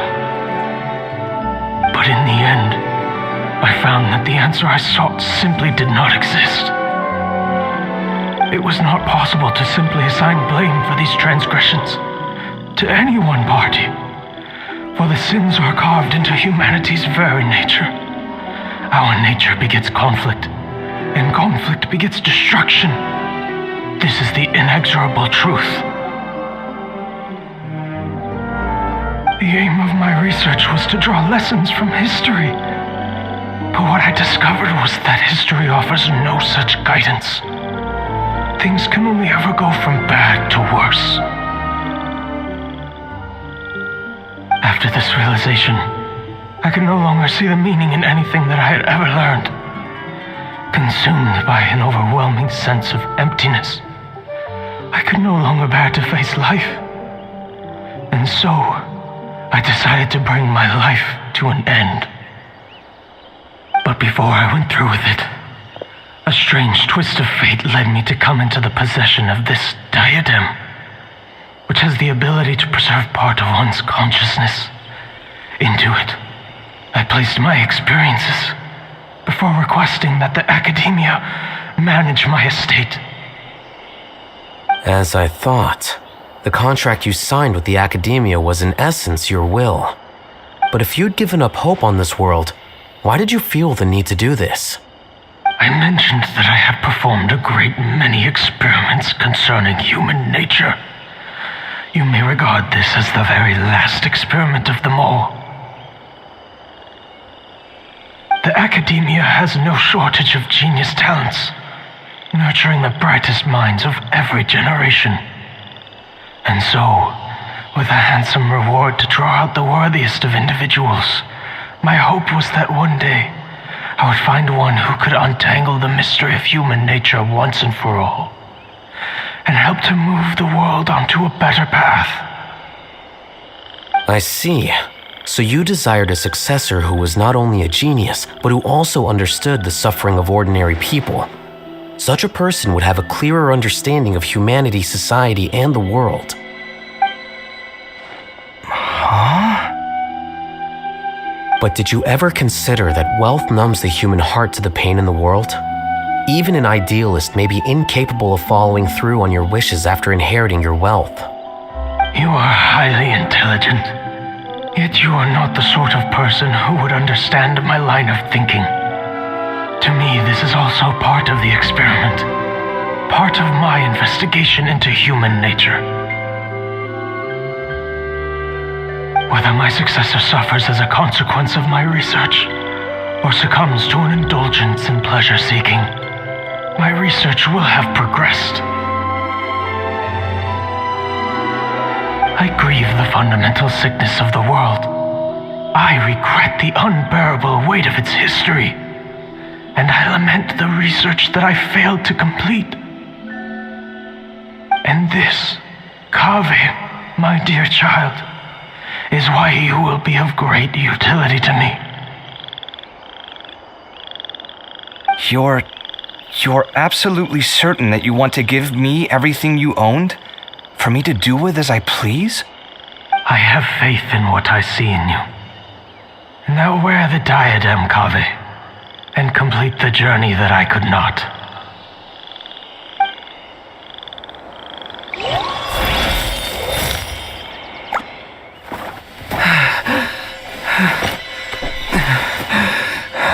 Will the verdict I reached cause you suffering, or will this newfound wealth numb your heart? I look forward to your answer. All of my research materials are being stored at I've heard enough! My life's enough of a mess already. The last thing I need is more suffering. Keep your Mora. I don't need it. Didn't you say that you saw a lot of people in pain? Well, if that's the case, then your wealth can go to them.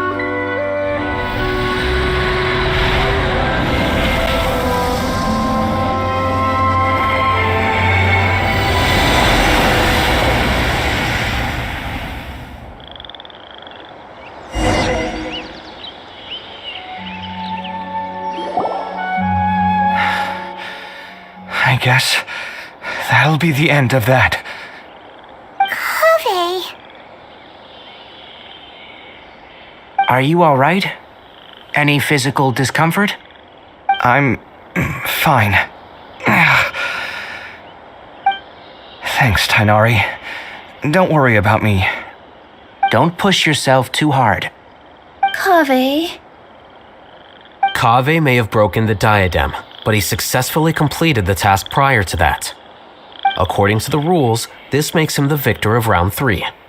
Points-wise, this also makes him the winner of the Inter-Darshan Championship. As the champion and Sachin's personally designated successor, Kaveh has obtained the rights to inherit the entirety of his estate. For the avoidance of doubt, can you confirm that it is your intention to donate all of Sachin's wealth? Like I said, he thought that the world is a bad place. Well then, let's use what he left behind to change it for the better. Rejecting the world will achieve nothing. He and I, we're not the same. All right. As the scribe, I will make a record of this incident on file. The sages will contact you in person for details on how exactly Sachin's estate is to be used. That sounds fine. I don't know if his research findings were right, nor would I know how to finish his research for him. But what I do know is that by ending this here, no contestants will have to suffer. We won't be the last.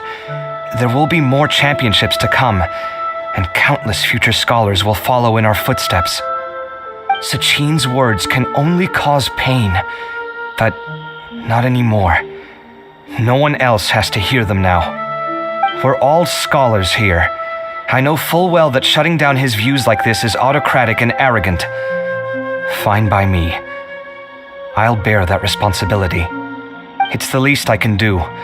And, well, it's the only thing I can do. Well said. What you've expressed is a sense of justice and idealism that many aspire to, but few dare follow through with. I say this despite the fact that, in my view, it's quite ridiculous. You have long been aware of what your flaws are, but your pride alone prevents you from admitting it. Nevertheless, your perspective is well suited to appearing in a victory speech. Contestant Kaveh, on behalf of the organizing committee, it is my honor to congratulate you on your victory. What? Please, I don't need your insincere praise. Anyway, this isn't the time or place for debates. Keep your commentary focused on the competition, not my views. Congratulations, Kaveh. Also, you'll need to prepare for the award ceremony. Looks like the ceremony will be held at the main venue. Let's head over and check it out.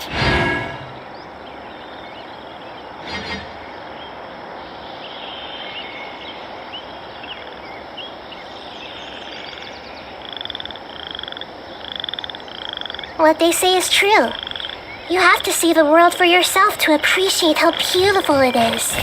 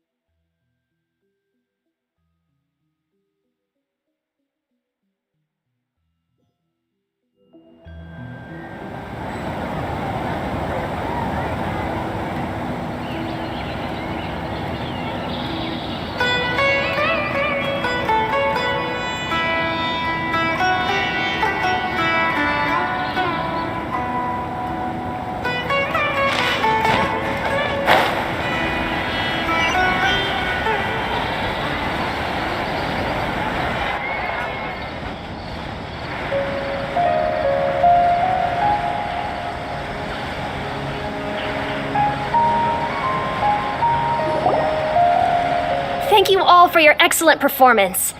And that brings this year's Interdarshan Championship to a close.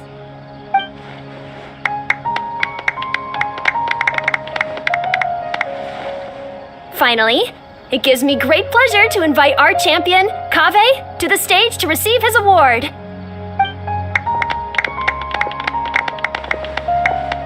Typically at this point, we would crown our champion with the diadem as well as presenting them with their award. However, we have just received word that Kaveh has inherited Sachin's estate and made the decision to donate it all to charitable causes. Sachin's estate is getting donated? So much, Mora. And he gave it all up? Kaveh's generosity will give many struggling families the chance to change their lives for the better.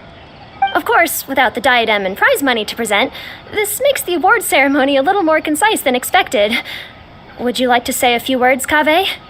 I'm sure many of our audience, like myself, are curious to learn why you decided to give all this wealth away. I'm not entirely sure what I should say under these circumstances. I'm glad to have won, even though I'd say luck played a big part in that. As for why I want to give the Mora away, I don't support Sachin's views, and I don't want to take his Mora. With a lot of things in life, people need to experience them for themselves. It shouldn't be up to one person to make a judgment on. Not him, and not me either. Anyway, this isn't really the time and place for such weighty and complicated topics. So, I guess that's all.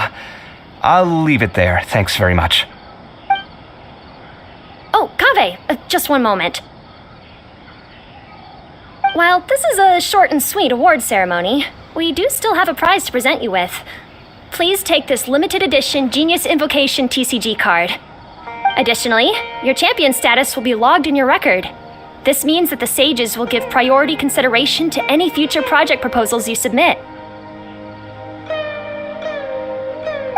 All right, I'll take the card. But as for project proposals, forget it. In that case, I declare the award ceremony over. Let's give our champion Kaveh one last big round of applause.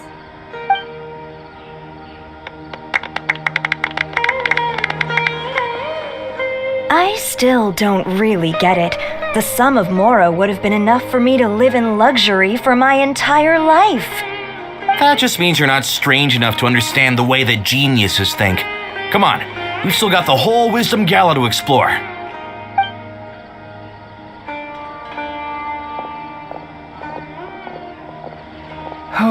Glad that's over. I think I'm quite good at giving speeches, but this one was just so tiring. Do you mean that you're still exhausted from the competition?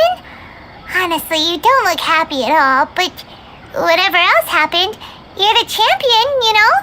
Don't you think you should be proud of that? I suppose. Oh, wait. Sino said he wanted the card, didn't he? And now I have it, right here. So you're gonna give it to him? But if it's a rare one, you should be able to make a tidy sum of more off it. Why would I do that? It's of no use to me whatsoever. I may as well just give it to him. Could you pass it on to him for me when you next see him? Whoa! This is a super big deal! You should do it yourself! Come on, let's go find Sino.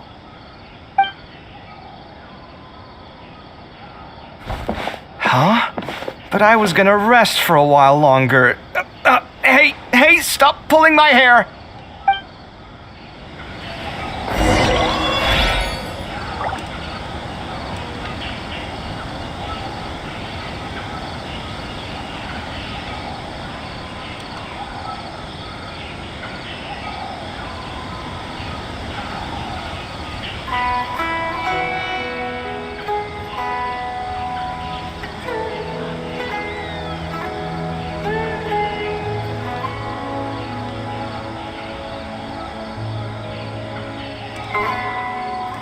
Something on your mind again? Let's work through it together. What you looking at, Sino? I'm still thinking about the Sachin issue. What brings you here?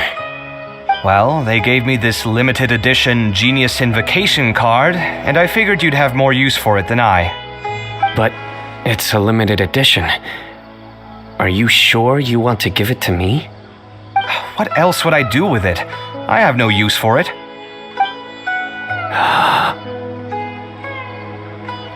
But it's limited edition. Kaveh, are you in trouble? You don't have to do all this. Just tell me what's wrong and I will help. Oh, that's not what I meant at all. Yes, I have all sorts of problems, but that has absolutely nothing to do with this card. I'll figure my own issues out by myself. All right. In that case, I accept your generosity. But now that I realize that you have no concept of its value, I cannot simply take it from you. How about this? I shall buy it from you at a fair price. Namely, the price that the previous limited edition card sold for. Oh, come on. It's just one card. How much could it really be worth? 1 million more at the very least. How much? 1 million more? If you feel that's too low, I can go a little higher. 1 million more for a card?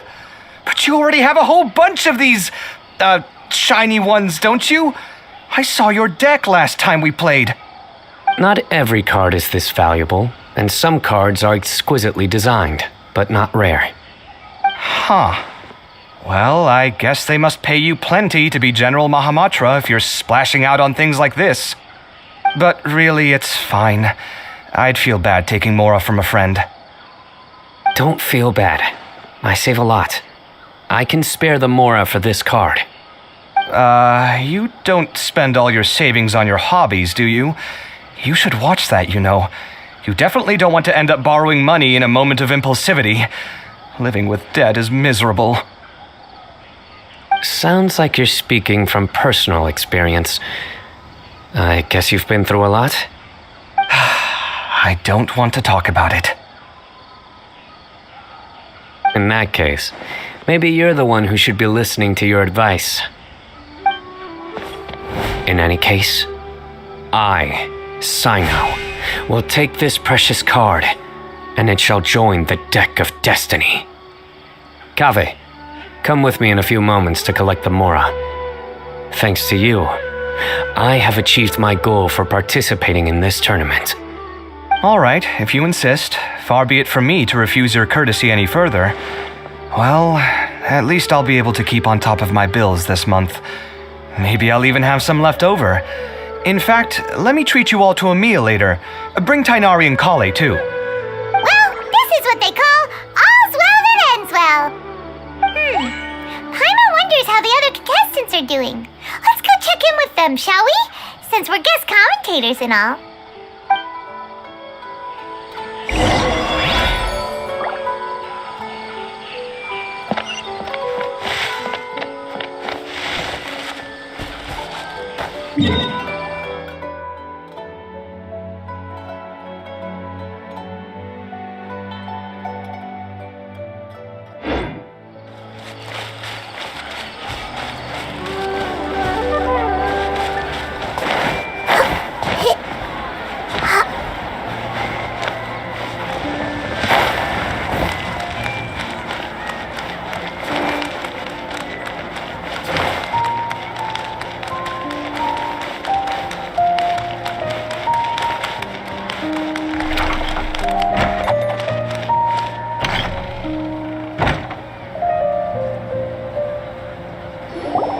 I'm telling you, you can't go wrong taking advice from me on what to wear. Back in the day, my fashion style was considered cutting edge by everyone in the academia. Really? Well, then, sure, Madame Farzan. Maybe you could pick out a few fashionable outfits for us. Farazan! Nilu! Even Dia and Candace are here! What are you all up to? Candace and I bumped into these two while we were strolling through the streets. Madame Farazan here's pretty friendly. When she heard that we were buying clothes, she decided to give us some help. I don't really see anything I'm familiar with. Never mind. We can purchase some textiles and make the clothes ourselves. Let's go with the plain fabric as our base. and embroider red and pink flowers on. Oh, and some green leaves. Oh, wait a sec. You sure that's the latest style? That sounds a lot like what the older folks back home would wear. Don't worry, this style is a timeless classic. No thanks. This is actually sounding pretty weird. Wait. Madame Parzan's right. That style is a classic and used to be mainstream fashion. But these days, there are some other options too. If you don't mind, how about I pick some clothes out for everyone? It's not often that we get to meet up, especially since Candace rarely makes it to Sumeru City. Also, I know a few places where I can get a great bargain. Sure. I'm happy to leave it to you. I'll come with you to have a look. One always has to keep on top of what the youth of today are into. Madame Farazan? Come quick! She's over here! Who are you? We're new in the academia. We saw all the amazing things you did during the competition. Do you have any classes we could sign up for? Of course I do. And you're both very welcome to join. That's great! We can't wait. What's your area of research? Precision mechanics? I'm from Haravatat. Huh? But you seem like an expert in machines. Wait, sorry. I remember now. You were representing the Haravatat Darshan in the championship. Oh, their classes are so boring, though. I'm sorry, ma'am. Let me know if you run any other classes in the future. I'll be there. I knew it. What about you? Aren't you going to leave with your friend? I think you're amazing, Madame Farazan, and I'd like to learn from you for a while if possible. I can take the class you're teaching as an option, even though cross-Darshan lessons might be a little tough to arrange. But I look forward to learning from you. I see. You're a good egg, child. Don't worry. Study under me, and I promise you, you will get the best teaching available. Thank you so much, ma'am. Well, I won't disturb you any further. See you in class. I don't quite understand what happened there, but congratulations, I think. Traveler, Paimon, would you two like to come and pick out some clothes? Sorry, we can't. We've got a meal with Kaveh later, and we have to check in with all the other contestants before then. Oh, by the way, have any of you seen Hat Guy or Layla? I don't know where Hat Guy went. We just saw Layla not too long ago, though. But she was hanging out with some other Ratahoa students, so we didn't get a chance to speak with her. Are you gonna go and see what she's up to? Ratahoa students? They must be the ones who voted for her to enter the competition, right? Oh, she didn't end up winning, so Paimon wonders how they feel about that. Let's go take a peek.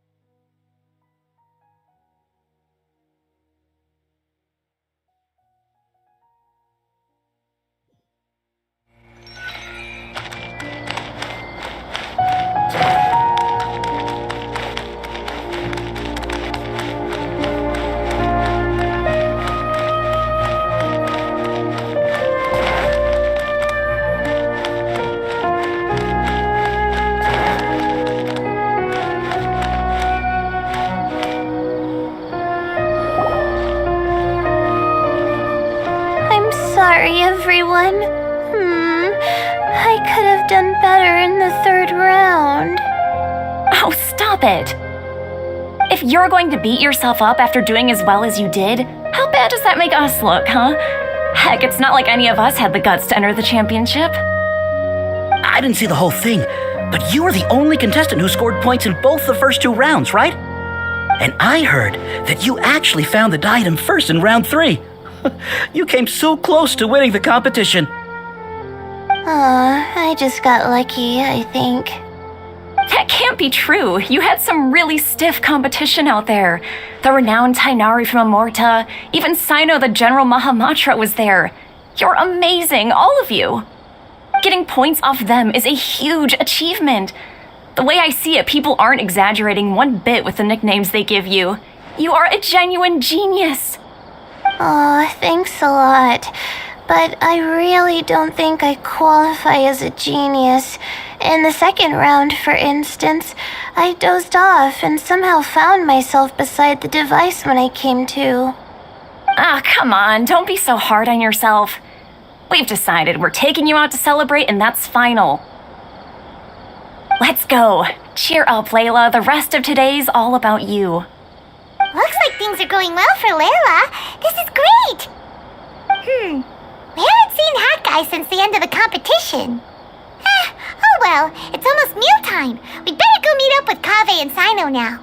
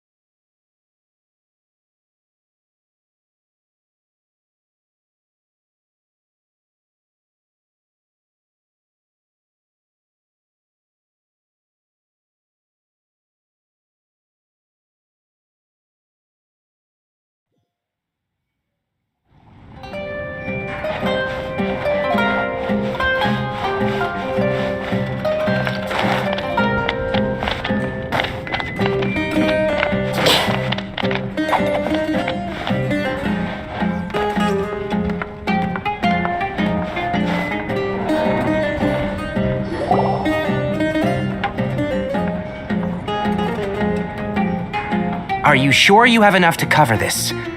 Don't blow it all at once. Don't worry, I budgeted very carefully, and this is well within my means. Anyway, I've lost count of how many times you've treated me. It's high time I return the favor. Oh, Traveler, Paimon, over here! Ooh, look at all this! Good food, here we come! I heard that you went to see the other contestants. How's everyone doing? Farazan found herself a student, and Layla's classmates are bowled over by how well she did. We couldn't find Hat Guy, though. Who knows where he's gone? Al-Haytham's gone missing in action, too. The one time I'm actually in a good enough mood to treat him to a nice meal, he disappears without a trace. That guy. Where the heck could he have gone? I still have questions about that note he left. Well, whatever. He can do what he wants. Now, let's eat.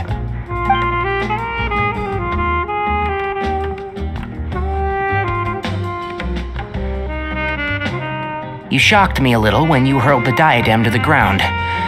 On further reflection, of course, it made sense, but at the time I was expecting at least some amount of deliberation. Sachin's voice started talking to me inside my head from the moment I picked it up. I could feel his emotions, too. It was a mix of despair and horror swirling around inside my mind. He bombarded me with his ideas relentlessly, like he was trying to brainwash me. It gave me a splitting headache that only got worse as he went on. Like I was saying at the time, his views are not necessarily completely without value. But if all his research does is lead to misfortune, then we're probably better off without it. If his forbidden research were to spread in a harmful form and cause people to suffer, the Mantra would step in and ban it. I think you did the right thing. I suppose another way to approach it would have been to claim that you agreed to inherit his research, but give up the research as soon as you've inherited the wealth. But that wouldn't have been your style. I won't comment on his theories or experiments, but I don't believe that he was careless in his choice of candidate. He chose you. That means he knew what he was doing. Perhaps. I just think that if you accept someone else's things, you should honor their wishes.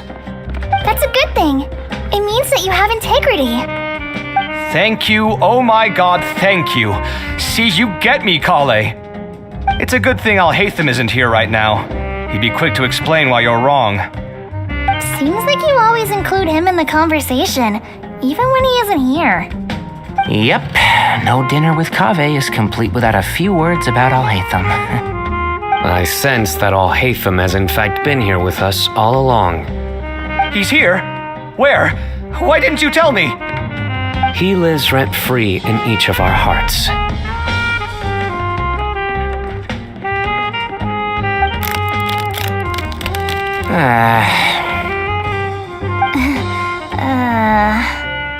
Oh, that was horrifying. It literally sent chills down my spine. Good thing you didn't say that before we started eating.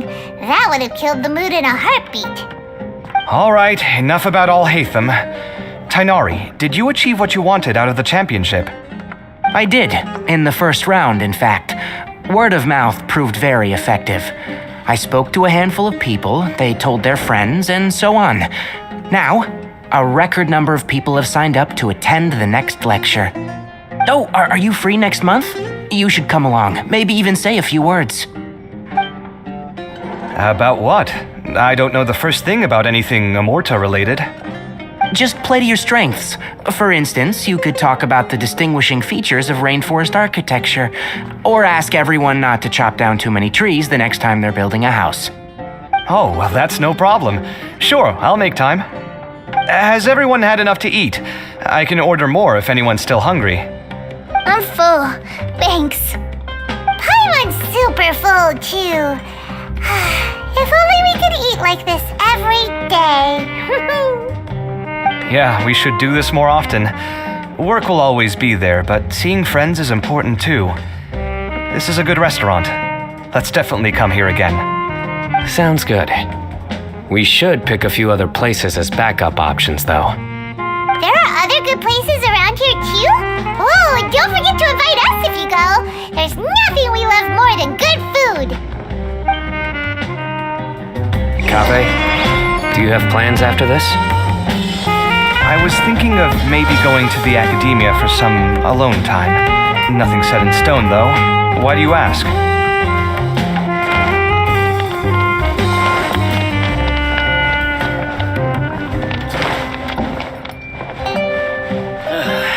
You just can't beat the atmosphere here.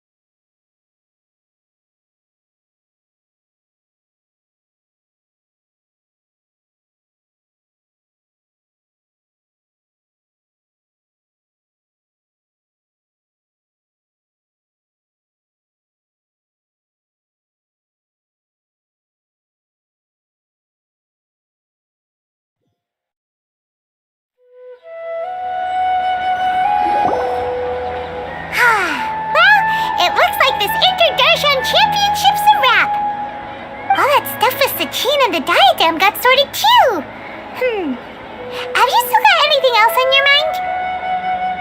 Oh, right. Yeah, Sachin said that he placed his research materials at somewhere beginning with but Kaveh smashed the diadem of knowledge before he could finish. It might be dangerous if someone finds his old research stash, right?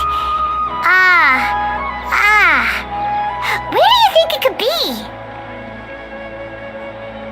Holy smokes, you're right! He said he spent all that time researching in the desert, didn't he? So it's very possible that that's where he'd leave all his suits. Alright then, let's head off to Aru Village and try our luck!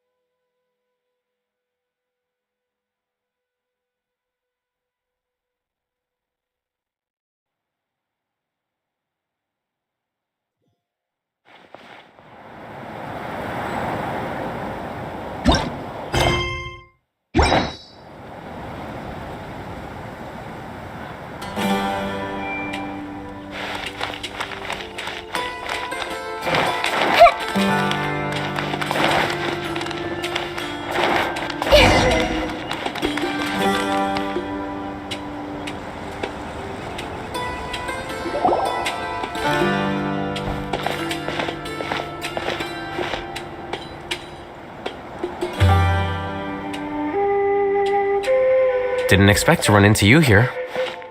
Oh, hey, Thumb. What are you doing here? And what are you reading? Are those? Sachin's notes? Yes. I came across his profile while I was organizing some documents and became interested in his research. If it wasn't for that, I never would have agreed to being a commentator. I had a hunch after seeing the fragment of his mind, and sure enough, I came here and found his research. Wait! So, you've read it already? Are you alright? How do you feel? I think you may have misunderstood something. The reason Sachin chose that architect to inherit his research was that only he could really empathize with both the calamity and the humanity that these notes seek to convey. Only one who resonates with these sentiments would suffer and begin to think of history as bleak, the present as perplexing, and the future as pessimistic. Empathy is a double-edged sword. Clearly, I am not the same sort of person as Sachin was. Empaths have many friends, and their wide social circle comes with certain societal advantages. But this also makes it hard for them to achieve their goals. Why is that? All important things in life involve other people. As such, it's extremely difficult to live a life that causes no harm whatsoever to others. If you really want to achieve your goals, you have to be prepared to make enemies along the way. Not everyone can deal with that reality. And that reality is like the material here: objective, heavy, negative.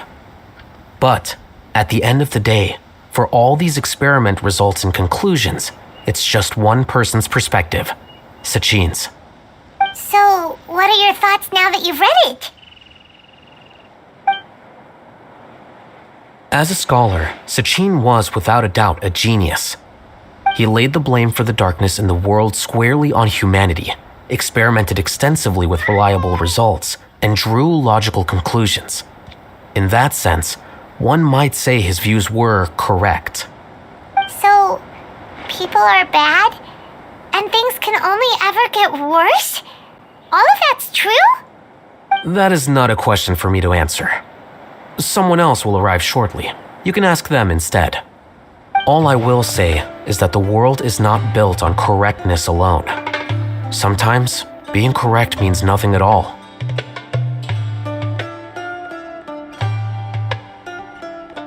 Lofty ideals may provide no defense at all against nihilism, but perhaps little decisions can. By their own choice, the idealist seeks to bring happiness to all while denying themselves the same. Thus, they shall never reach even the borders of truth until they wipe away the ignorance that blinds them. I've never been able to agree with certain philosophies. Even Sachin himself struggled to comprehend the notion of sacrificing oneself for the greater good. But sadly, all viewpoints will find their supporters, and the way we see the world largely decides our fates. Alright then, I got what I came for. These research materials are yours to look after. I'll be off. Wait, so you came here just to read this stuff? You missed out on a big get-together, you know. A get-together? Ah, yes, that makes sense. This is a good opportunity for that sort of thing. Guess what? Kaveh treated everyone this time. Then I'm sure he packed up the leftovers for me. See ya. And there he goes. Well, it seems like he really wasn't affected by this research. He said that someone else would answer our questions. Who do you think that'll be?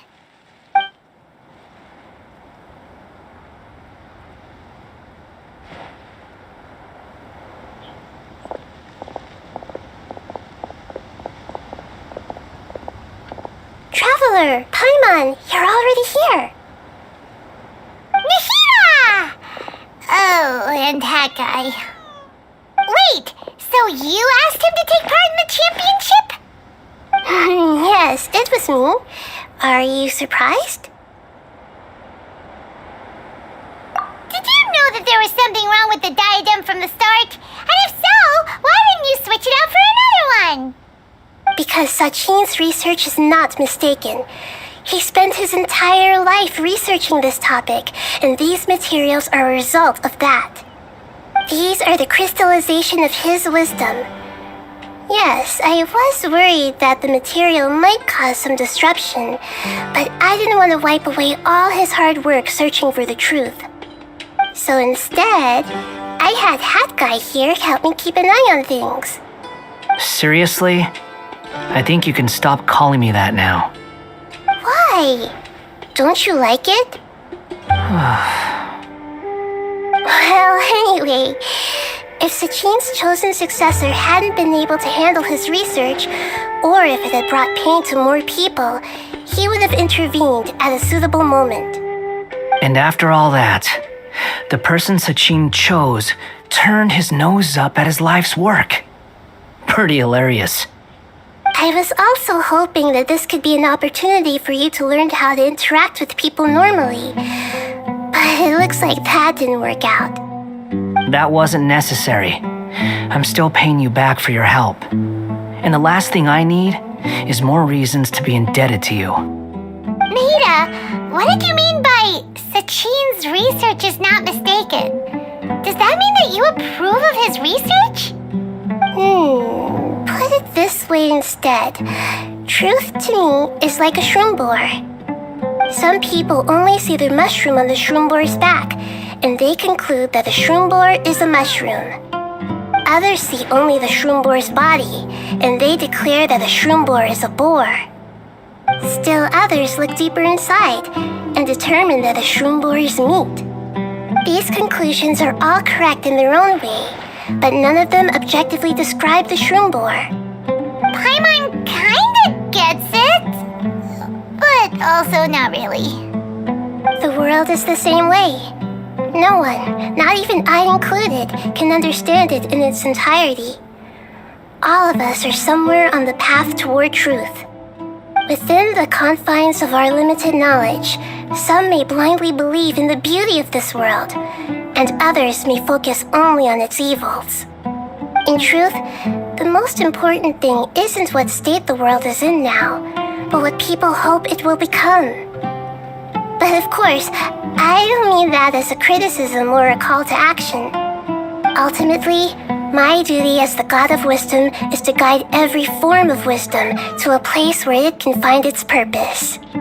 That was a long speech. So what are you actually going to do with these research materials?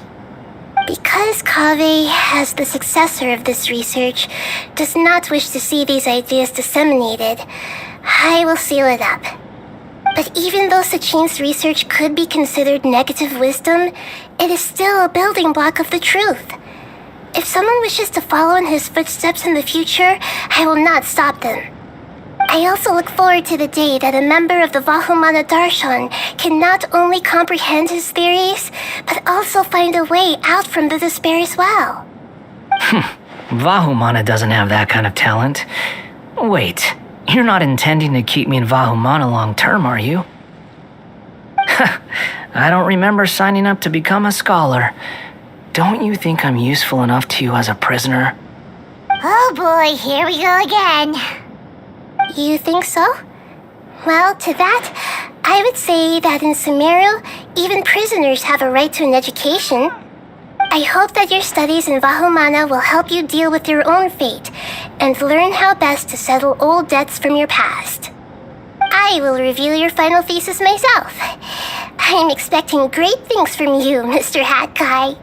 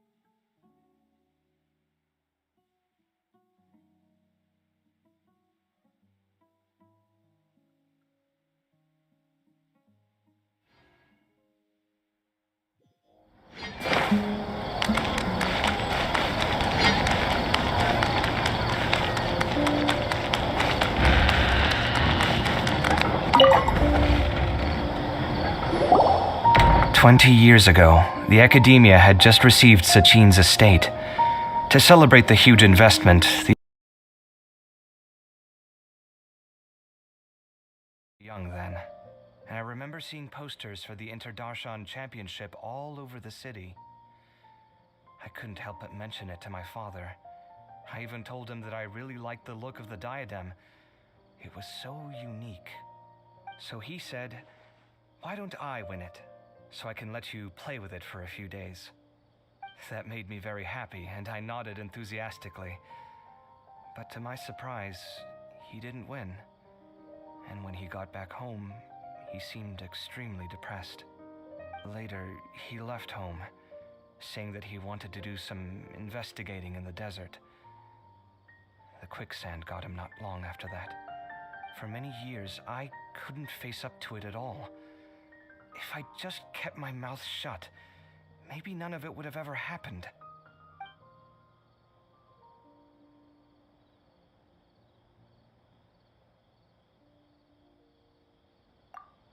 Wait, so the person we came across in our investigation, who went into the desert 20 years ago, it was...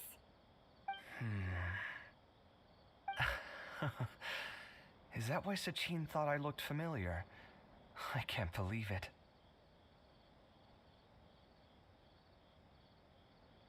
My father was always too kind for his own good. Sachin's research would have saddened him greatly. He must have gone into the desert when he heard about it to find those who were still suffering. It all makes sense now. I've tried telling myself so many times over the years that maybe his sudden depression wasn't because he didn't win the competition. Maybe something else was going on that I wasn't aware of.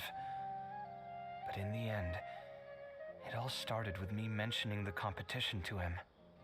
Oh, Kaveh. Don't worry. I destroyed the diadem.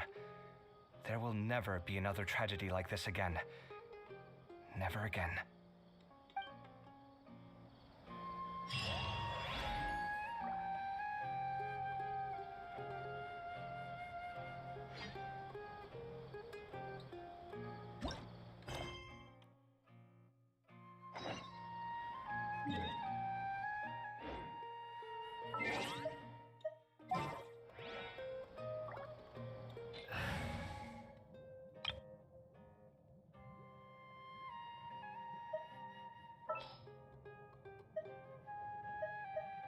It's time to pull the trigger.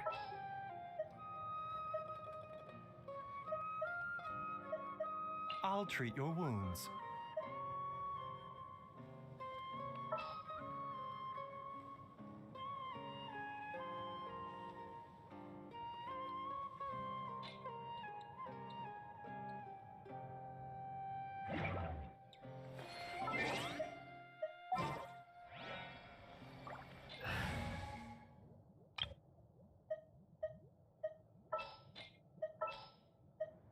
Time to broaden the horizons again. I'll treat your wounds.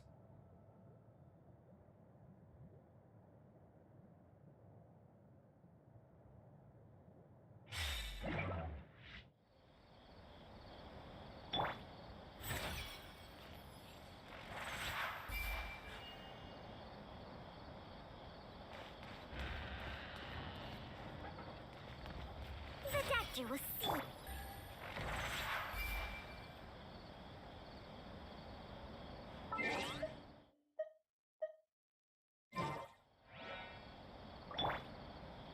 Mind the side effects.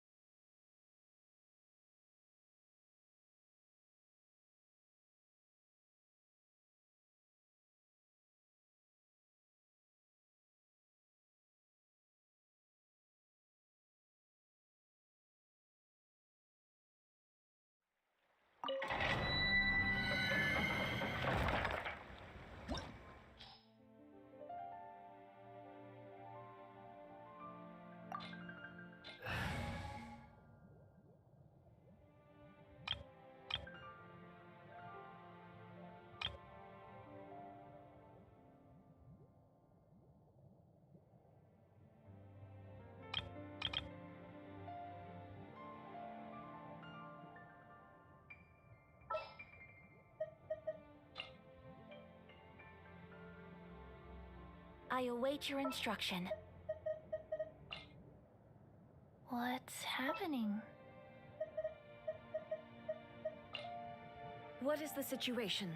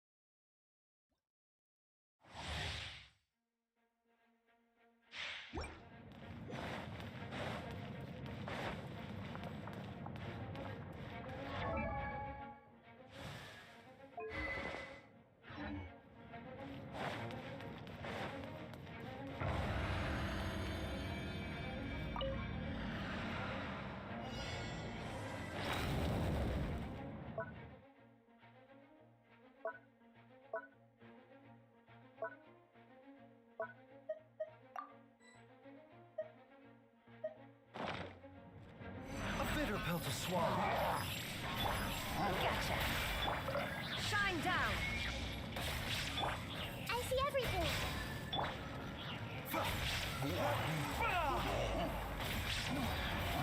Mind the side effects.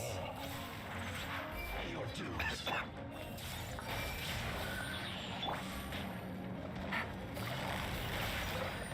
Take it easy. Game's up. I'm silver. Grow, grow, grow.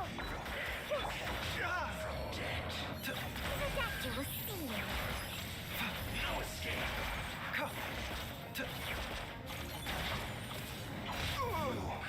Can't run from death. A bitter pill to swallow.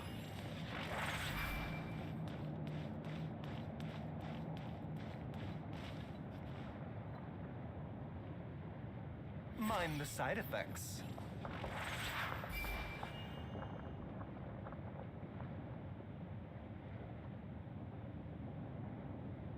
The doctor will see you now.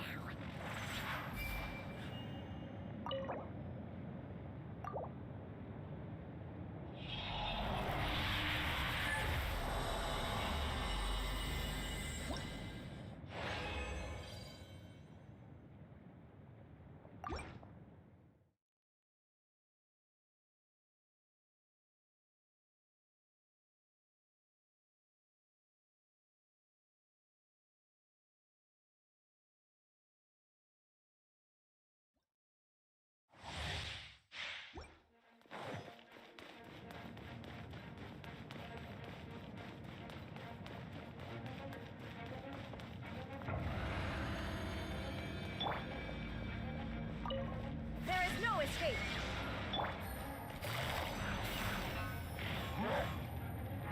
Quietly now.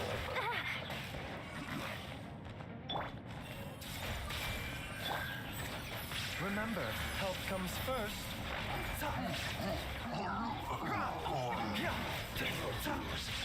This may hurt a little. Shine down. Here comes the catch.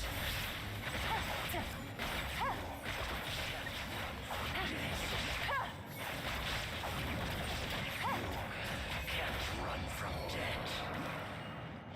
Mind the side effects.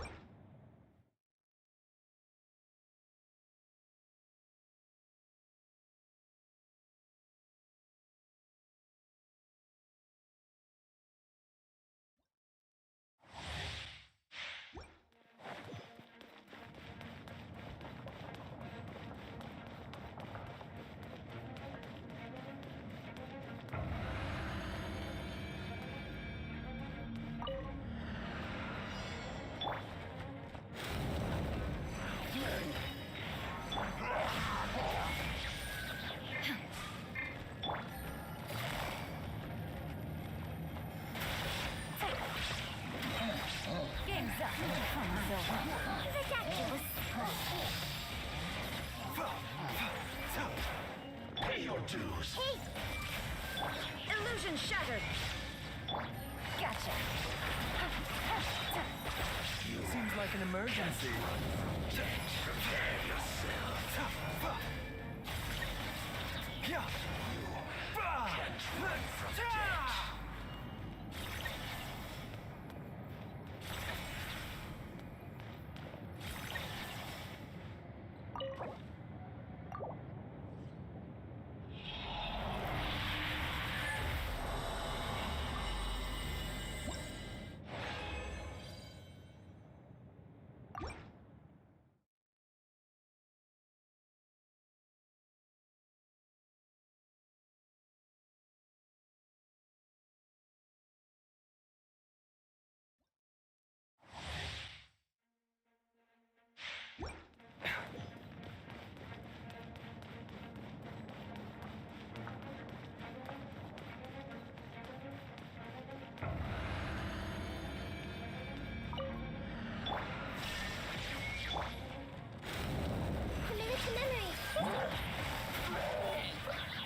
comes the catch.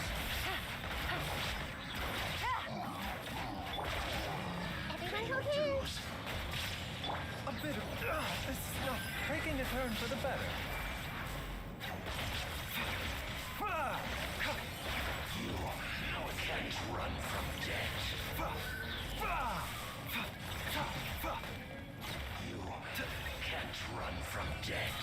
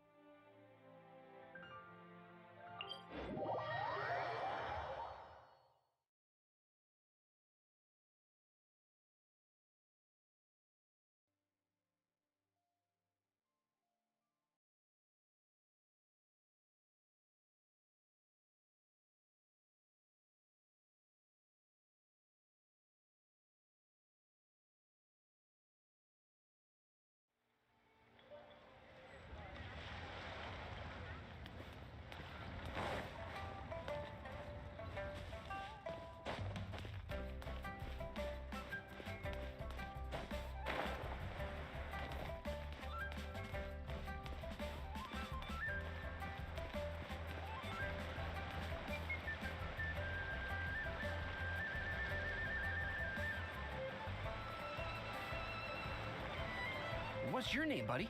Are you here to buy some medicine? Where are your mom and dad?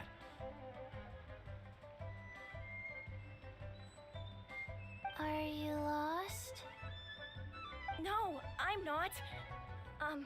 My name's Ayu, and I'm here because... Hey there, Chi-Chi. Hi, Gray. What's going on? Hi, Traveler and Paimon. You've actually come at the perfect time. This little boy seems to have gotten himself lost. I think he must be new to the city, probably wandered away from his parents and... No, listen to me. I'm not the one who's lost. It's my dad. Your dad?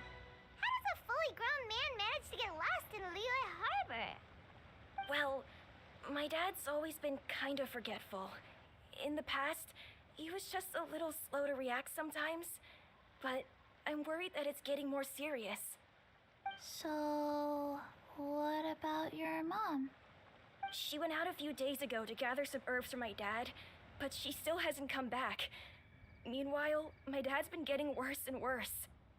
I remembered that the owner of Boo Boo Pharmacy always runs a clinic in Chingsa Village during the Lantern Ride, so I thought, why don't I take Dad to Liyue Harbor to see him there?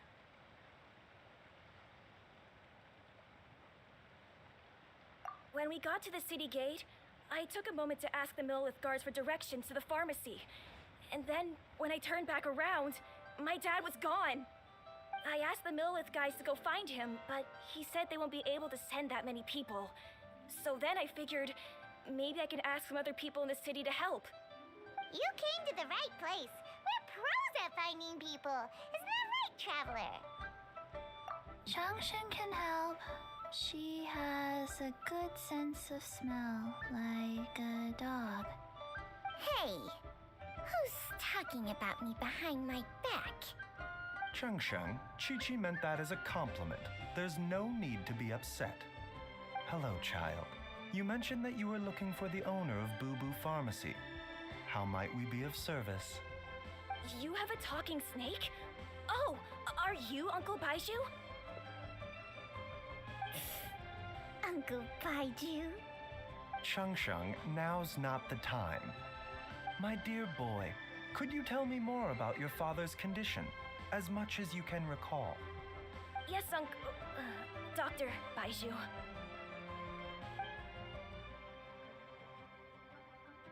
I see. And your family lives near Qingse Village, you say? I visit patients there frequently, but I don't recall ever seeing you or your parents. Uh-huh. My mom doesn't like meeting other people, especially during Lantern Rite. She always tells me to just stay at home and keep my dad company. Is that so? Ayu, by any chance, is your mother's name Jiangli? Whoa, yeah, it is. Do you know my mom, Dr. Baiju? I certainly do. Gui, Chi-Chi, are there any pressing matters in the pharmacy at the moment? Ayu's parents are old acquaintances of mine, so I would very much like to assist with the search. Would the two of you have time to join me? Don't forget us two. We already told Ayu that we'd help. Oh, really? Well, that's wonderful. We are most grateful for your support. Chi-Chi and I need to clear up the shop front first, but once that's taken care of, we'll be right out to help you with the search. Family is very important. Thank you. Then I'll leave you to handle the pharmacy. Traveler, Paimon, why don't you come with me and Ayu? Let's start by talking to the Millilith guards at the city gates, see if they have an update.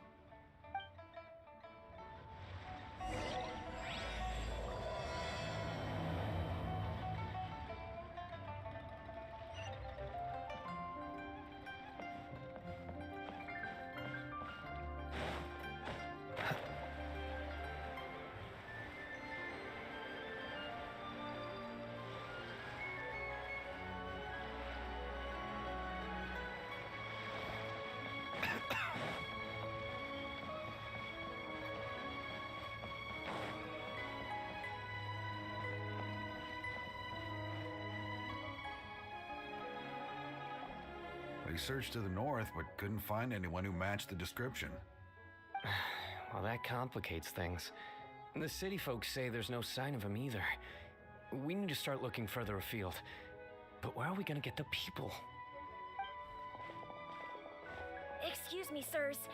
Have you found out anything about my dad yet? Ah, hey there, buddy. Dr. Baiju. What brings you out this way? The boy asked for our help, so we're here to join the search. Any new developments to update us on? Oh, thank goodness. We were just discussing how we're running out of manpower. As for updates, I'm sorry to say that we've searched the surrounding area thoroughly, but didn't find anything. The guards at the crossing up ahead said they hadn't seen anyone either, so we don't believe he was heading towards the Guili Plains. But it is possible that he was bound for Luhua Pool. Luhua Pool? The terrain there can be tricky to navigate. Let's hope he hasn't run into any trouble. You will? Oh, great. We can't thank you enough. Sorry we weren't able to find your dad, buddy. That's okay. Thank you for trying.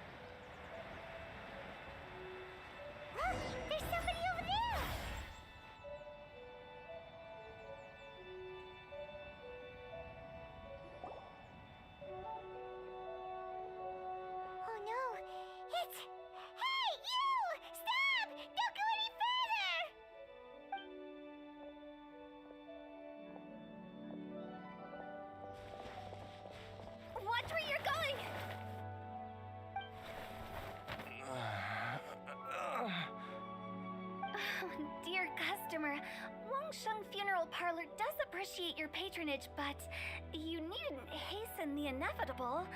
Are you alright? Huh? Dad! Hey, Hotel! My, who do we have here? It's the Traveler in Paimon, and... my worst nightmare. I see she still hasn't warmed to you. Thank you, Director Who, for saving this man. Dad, are you okay? Do you recognize me? It's me, Ayu. You're... Ayu? Who am I? Your name is Jia Liang, and you live just west of Qingse Village. You were supposed to come to Liyue Harbor to see the doctor. Remember? Does that jog your memory? Oh, my name is Jia Liang. Liyue Harbor. See the doctor? Yes, I'm Jia Liang, and I need to see the doctor. Wait, why do I need to see the doctor? Uh-oh. He seems in really bad shape. We need to get him back to Boo Boo Pharmacy right away. Sorry, Hotel. Gotta dash. Dinner's on us next time. Hold on a second. You're not seriously thinking of taking him to Boo Boo Pharmacy in this state, are you? Huh? Why not? What's the problem? Come on, Baizhu. Don't tell me you haven't noticed it. Didn't your master teach you how to spot the signs? Why do I get the sense that you spotted them right away, but you're planning to use it for your own ends? Use what? What are you talking about? Paimon's lost. There are traces of God remains in Jia Liang's system. Oh, yes, but more importantly, they're on the verge of an outburst. If that happens, the consequences will be unthinkable. Paimon, sorry. What? God remains? There's no need to worry, Director Who. I have methods of keeping them at bay. It is the sworn duty of all who practice medicine to cure illnesses and save lives. What reason would I have to neglect a patient in need who is right there in front of me? Besides, it was my late master's dying wish to be able to save this patient in particular. Perhaps out of respect for him, you could give me a day's grace so that I have time to treat him? Now you're bringing my great-uncle into this? Baizhu, just what are you planning this time? Merely to cure this man, nothing more. But of course, if you have any doubt as to my intentions, you are more than welcome to accompany me to Boo Boo Pharmacy and monitor my activities. Oh, really? I thought I was persona non grata at Boo Boo Pharmacy. You're being unusually generous today. Okay, deal. We're not gonna solve anything by keeping Jia Liang here. I'm happy to do it your way, but only for my great-uncle's sake and the travelers, of course. You must be pleased you brought the Traveler along. Otherwise, this would have been a much more vexing ordeal. Well, time is of the essence. Let's get ourselves back to Boo Boo Pharmacy at once.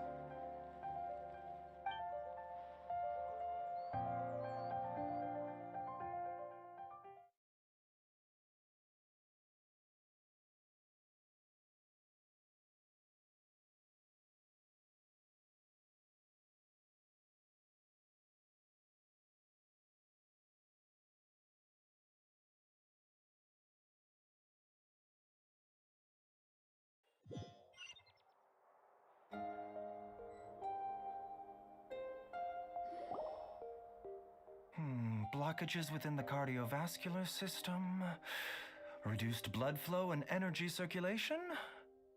I see. I suppose this must have caused the cognitive abnormalities.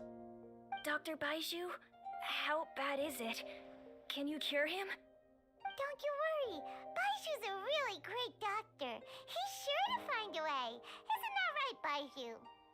Ayu, Do you know when your father first started displaying these symptoms? I'm not sure. He's been like this for as long as I can remember. But it wasn't as bad as this when I was still little. So it's been a long time indeed. No, I have a treatment plan in mind. We can start tonight. Come and see me again tomorrow morning. I promise that by then, Ayu will find his father healthy and lucid again. Thank you, Dr. Baiju. Thank you so much. If you still have any misgivings, Director Hu, please feel free to hang around for as long as you wish. However, it would be best if you step outside this room. A doctor must be able to focus when treating a patient. Any distractions heighten the risk of complications.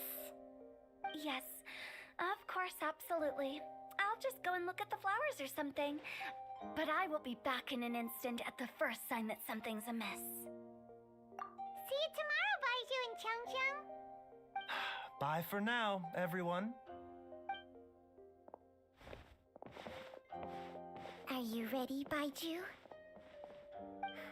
Ready as I'll ever be. I'm used to it by now. Come on, let's get started.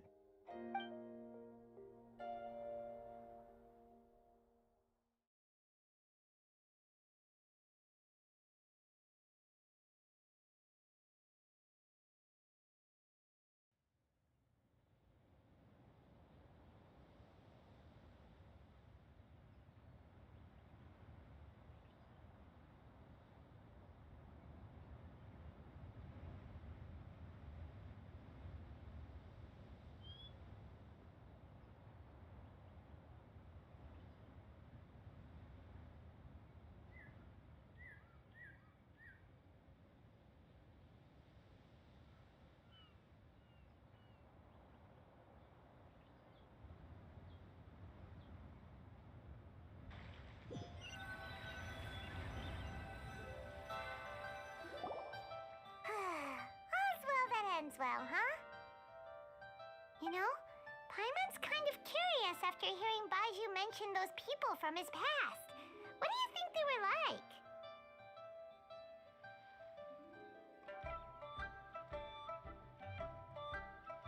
Yeah, you must be curious too, right? Let's go see what we can find out while Baiju's busy treating Ayu's dad.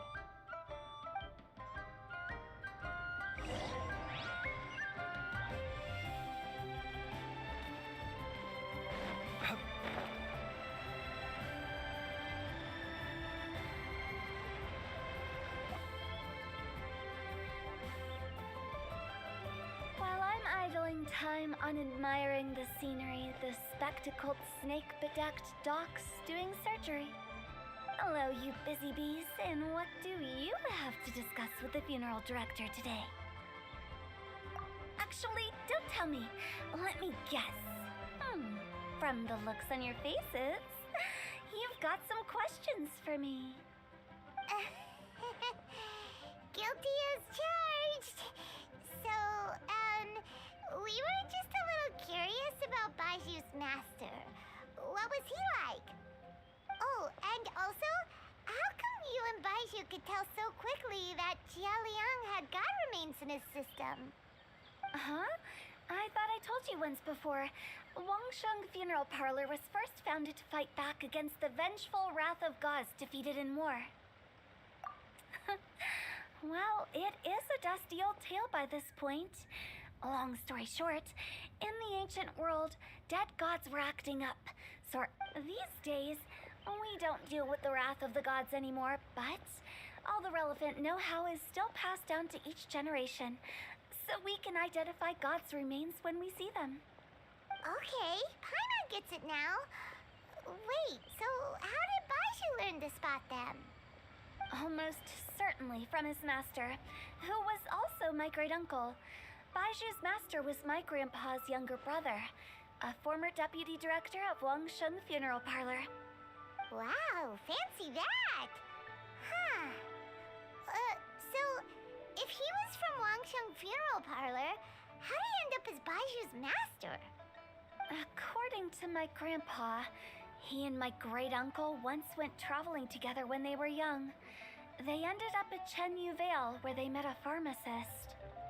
That pharmacist must have cast some sort of spell on my great uncle, because after that encounter, he suddenly announced he wanted to leave the family business and go practice medicine instead. My grandpa had a huge argument with him, but he couldn't convince him to stay. So my grandpa inherited the funeral parlor, while my great uncle stayed in Chen Yu Vale to practice medicine. They never spoke to each other again. Funeral director to doctor is a pretty big career change. Kinda hard to imagine. But why did it drive a wedge between them for the rest of their lives? That seems a bit extreme. If he had just become a regular doctor, there would have been no issue. After all, the Wangsheng Funeral Parlor wasn't unlike a regular doctor's clinic in the early days. But according to my grandpa, the pharmacist they met had a very ominous aura about him. And on top of that, the kind of medicine practiced in the Chen Yu Vale tradition goes against the natural order of things. In what way? Don't know. My grandpa didn't know the specifics. And you've seen how wary Baiju is around me. He'd never tell me anything. But even that says to me that he definitely has something to hide. One thing I do know about Baiju is that he's obsessed with the idea of immortality. But whether that has anything to do with what he's hiding is hard to say. Anyway, so I will be sticking around here for now to keep a close eye on the situation. Maybe tomorrow I'll finally figure out what he's up to.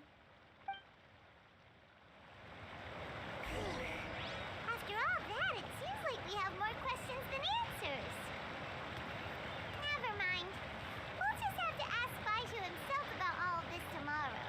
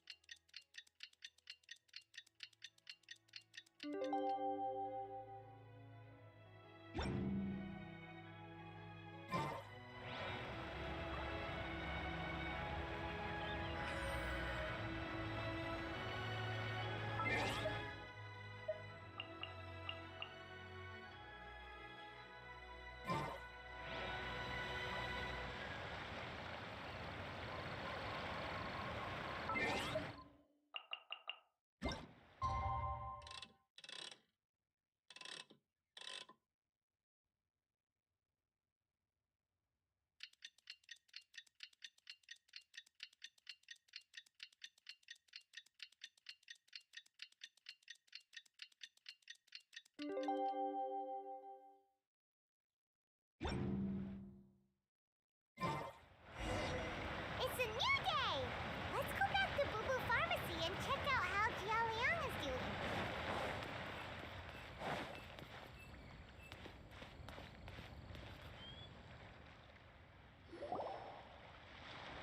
Dad!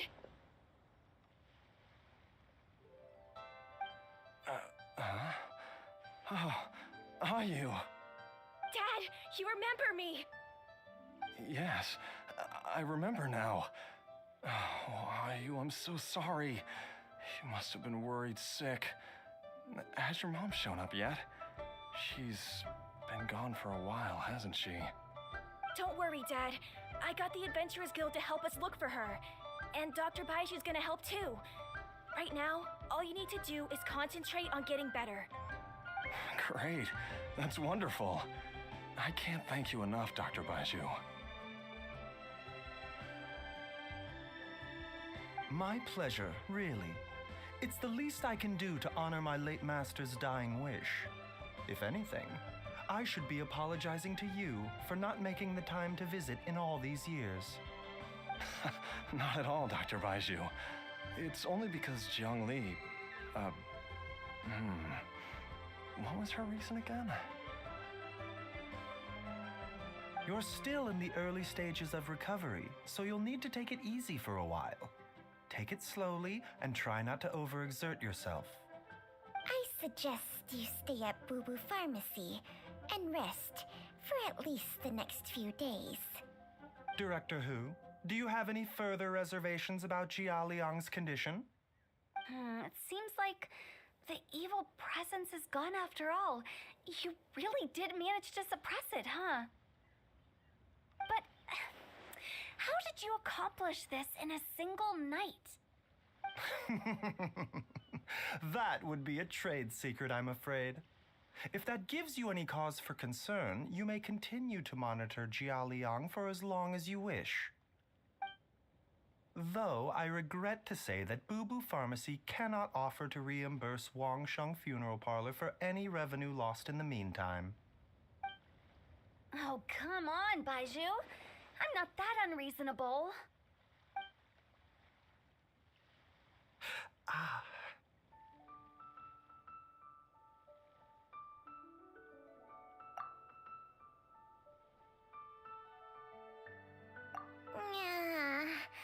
I've been stuck indoors for too long.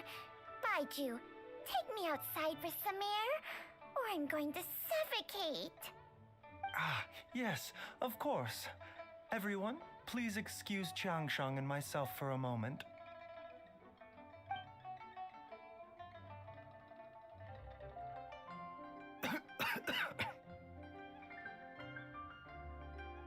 Suffering now, are we? Did you seriously expect to cover it up just by putting on a brave face and ignoring it? If it weren't for my quick thinking, they'd have all seen the sorry state you're in by now. But in any case, why must you keep this a secret from everybody? You should at least share your secret with one person you trust. Who's there?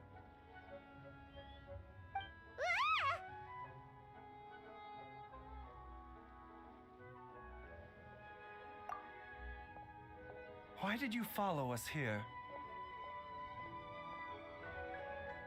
Oh, it's nothing. I just needed to get some air. What did I just say about putting on a brave face? Traveler, Paimon, the truth is, Baiju did not cure Jialiang's illness.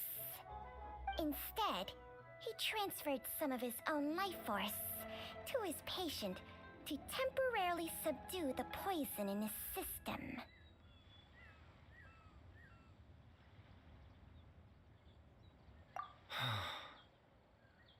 Baiju, can you please explain all of this? My predecessors in medicine forged a contract with Changsheng. Every successor to this contract is able to use Changsheng's secret art to treat patients. I believe the irregularities with Jia Liang's heart meridian were likely caused by a poison concocted using god remains as a key ingredient. The poison has not been purged from Jia Liang's system. Rather, I infused him with some of my own life force, using Changsheng as the delivery medium. This will suppress the poison's effects for a limited time. Changsheng? You can do that? Huh. Paimon always thought you were just Baiju's strange choice of a necklace. Hey, I'll have you know that I commanded the respect of even the Adepti back in Chenyu Vale. If anything, he is my mannequin. I was treating patients with Baiju's master's master long before he ever set eyes on his first medical text. Whoa, guess you shouldn't judge a snake by its skin. Please, that's enough.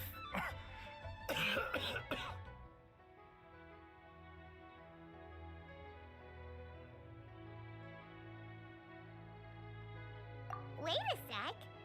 Huto was saying that the branch of medicine you studied uses some pretty dubious methods. So, when you transfer your life force, does that mean you're actually damaging your own body? Hardly. Jiangsheng helps to keep my chi in balance, so there is no great harm done. Still, Baiju's life force is not unlimited. We must find a way to neutralize the poison in Jialiang's body, and soon. Traveler, Paimon, would you lend this dummy a hand? He needs someone checking up on him, or he'll exhaust himself trying to accomplish everything on his own.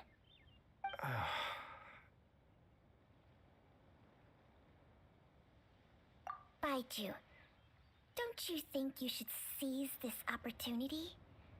You cannot expect to hide this from everyone for your entire life. Time will see that all secrets surface eventually. Entire life. Thank you, Traveler and Paimon. Huh. Paimon doesn't think we've seen this side of you, but there's no need to thank us. You've helped us out before. The poison in Jialiang's system must have accumulated over a prolonged period. I think I should pay a visit to their family home and look for clues as to how he might have been exposed to it. Yes, I asked Ayu this morning before you arrived. He told me that his family lives in a secluded spot to the west of Qingsa village. Let's head there together once I've asked Gui and Chi-Chi to look after the pharmacy. As well as investigating Jialiang's exposure to the poison, we should also keep an eye out for Ayu's missing mother, my fellow disciple Jiang Li.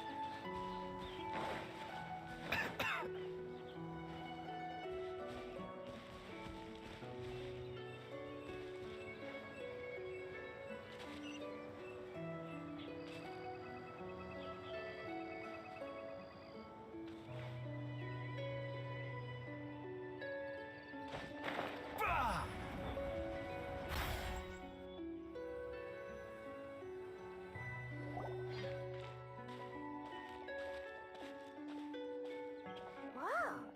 There's a house all the way out here? Huh. It's so well hidden, Paimon's never noticed it before. Nor have I. And I've hosted clinics at Qingsa village many times in the past. If you ask me, Jiang Li was trying to remain unnoticed. Oh, that reminds Paimon. We meant to ask earlier, but it slipped our minds in the rush to get here. Could you tell us more about Jiang Li? You said she was your fellow disciple, right? She was indeed. We studied medicine together under the same master near Chenyu Vale. She is several years older than I and also began her travels far earlier than me. As a result, the time I spent studying alongside her was rather short. Supposedly, she met an herb gatherer sometime during her travels and decided to settle down with him. That must have been Jialiang. Wait, Changsheng, are you saying neither of you had actually met Jialiang or Ayu before all of this? Jiang Li did occasionally come back to Chenyu Vale to see our master, but for whatever reason, she hardly ever talked about her family. The last time she visited us, she and master had some sort of quarrel. We never heard from her after that. It almost seemed as if she'd gone into hiding. Quarrel? What happened? I don't know. I did not witness the argument myself. Nor did master ever explain it to me. All he would say is that should I ever encounter Jiang Li or her family in the future, I should do everything in my power to help them. Oh, so that's why you went to such extreme lengths to help Jialiang. No. Even if my master had never said anything, it would still be my duty as a doctor to help him. My decision would have remained the same. Paimon never knew you were so selfless, Baiju. Paimon always had you down as the sneaky, scheming type. Sorry. So a few words from me is enough to dispel all your suspicions, You ought not be quite so quick to relax your guard, Paimon. Sometimes even the good guys have their own private agenda. What the... Okay, that was the most suspicious sounding thing you've ever said. Let's leave the idle chatter there for now, Jiang Li has lived in this house for many years. There must be something here that can shed a little light on this whole situation. Let's split up, but if anyone finds anything, we'll examine it together.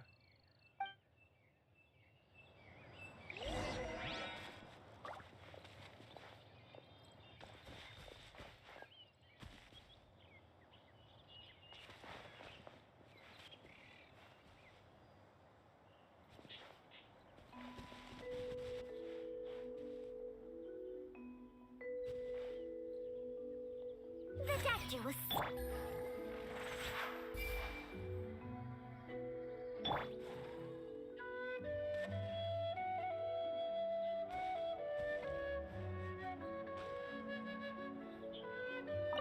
How time flies.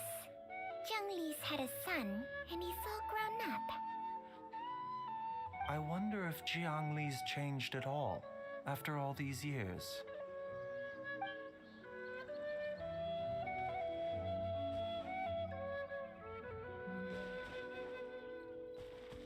How time flies. Zheng Li's had a son, and he's all grown up. I wonder if Jiang Li's changed at all, after all these years.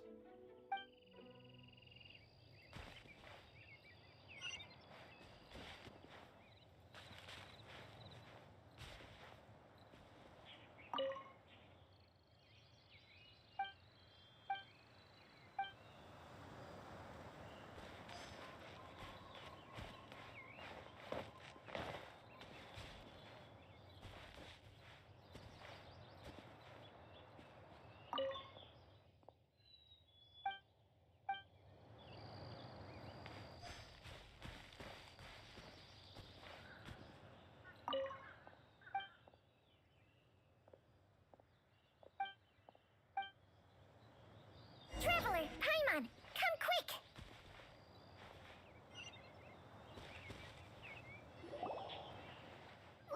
What is this? Changsheng and I found a hidden compartment. This is what was hidden inside. Huh, you sense it too? You're right. This is a poison concocted using god remains. Is it? Breathing? Paimon's not seeing things, is she? No, your eyes do not deceive you. I do believe the poison in this bottle is alive. Some toxins act a lot like living organisms. I read about this once in the Origins and Symptoms of Diseases. This ancient class of poisons consists of mother and minor loads, capable of sustaining a connection over vast distances. If it's a concoction of this kind we're dealing with, then both the poison in Jialiang's system and this one here are likely minor loads. Offshoots, essentially. Offshoots? So, the main body is somewhere else? Correct. Whoever is administering the poison can manipulate the source to indirectly control the poisoned individual's behavior and even cognition. Similarly, the poisoned individual will hear, to a varying extent, the call of the source. The call of the... Wait. So, back when Jialiang ran off, maybe that explains where he was heading. Only one thing could have been drawing him there. The source of the god remains used as the poison's key ingredient, the mother lode.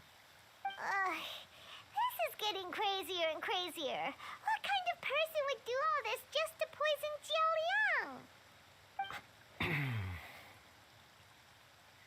Hey, why has everyone gone quiet all of a sudden? Since this poison was carefully hidden away in a secret compartment, the one who concocted it is likely a resident of the house. You mean Jialiang? Why would he poison himself? Think a little harder, Paimon. Someone else who lives here, and who might have expertise in crafting drugs. Huh? So you're saying... it was Jiang Li?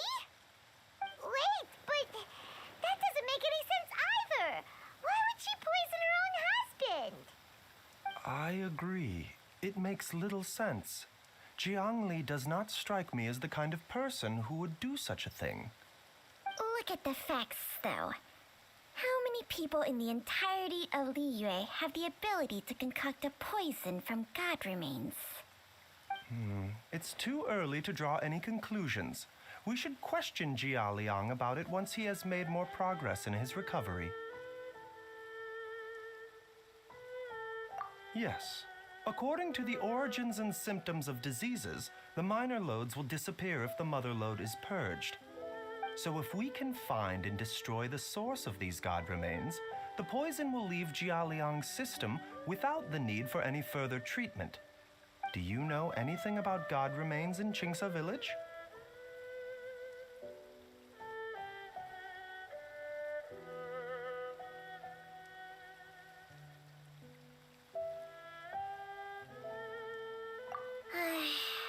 Even the history books have no record of this. The only ones who'll know anything are those old fogies who have been hanging around here since the beginning of time. Didn't you used to be on good terms with the Adepti, though? You sure they didn't tell you anything about this? Well, Changsheng's memories and powers are not what they were in her prime. These days, she has to enter a contract with a mortal and share their life force just to sustain her own life. I fear that such ancient events are long gone from her memory by now. Whoa, what? After a contract? Share life force? Sounds like some pretty spooky sorcery if you ask Paimon. Hey, plenty of people would jump at the chance to join forces with a powerful being like me.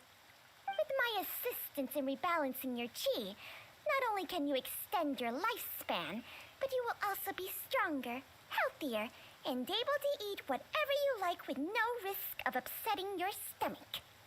Stronger and healthier? Wow, that's amazing! Baizhu, maybe when you retire, you can let Paimon sign a contract with Changsheng for a few days. Unfortunately, Changsheng's contract has strict requirements regarding the host's temperament. None of her hosts have ever been exempted from these rules. I fear that I will be unable to accommodate your wishes, Paimon. Temperament? Hey! What are you trying to say? Did you just subtly insult Paimon to her face?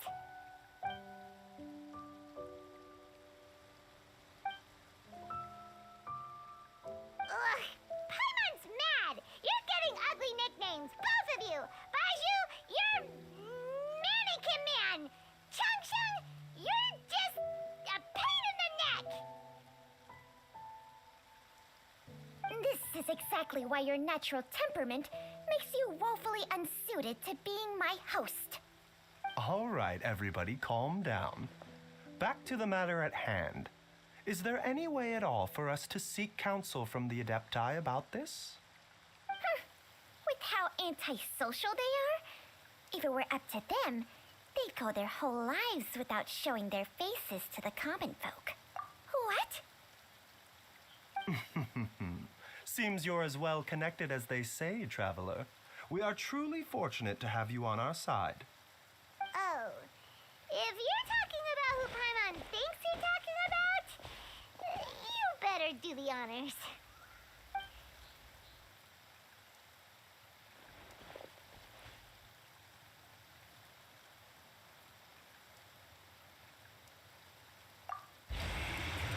You called?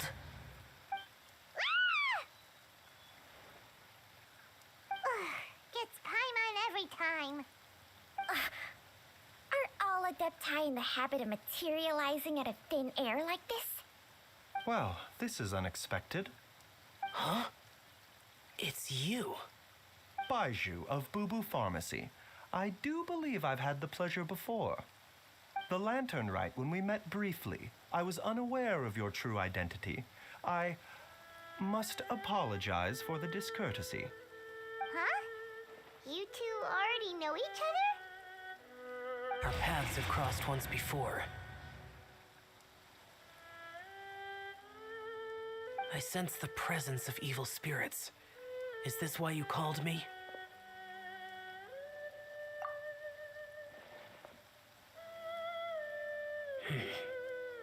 So someone has been concocting demonic poison. Too often, fervent desires drive mortals to abandon all regard for their own safety. It is lamentable. I now know what you seek. It is true that a god's remains are buried beneath the foundations of Chinxa village. A vile monster known as the Ch once wrought havoc over this land, before it was subdued by Rex Lapis. The land was finally cleansed of poison when Rex Lapis used statues in his likeness to seal the serpent's remains. Chinxa village was founded some time after that. The seal is still mostly intact. If the Ch is the source, then it must be some of its blood leaking from deep underground. However, its aura is faint and barely detectable. You will need to investigate further to identify the location of the leak. I do not like to intervene against mortals unless absolutely necessary. But when demonic forces are involved, things can spiral out of control. If that happens, be sure to call my name again.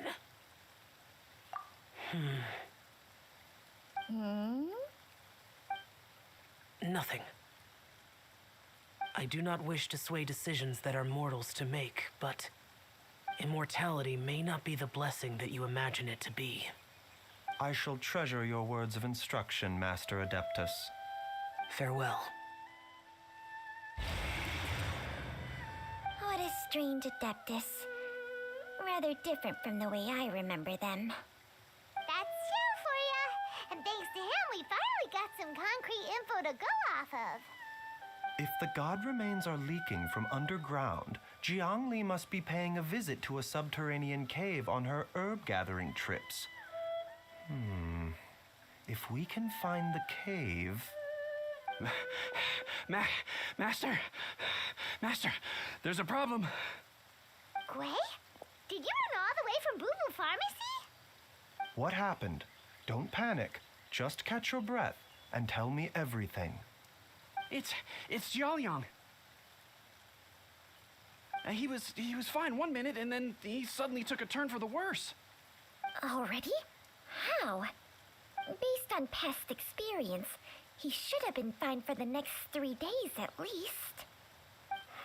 It seems that my worst fears have been confirmed. Everyone, back to Boo Boo Pharmacy now.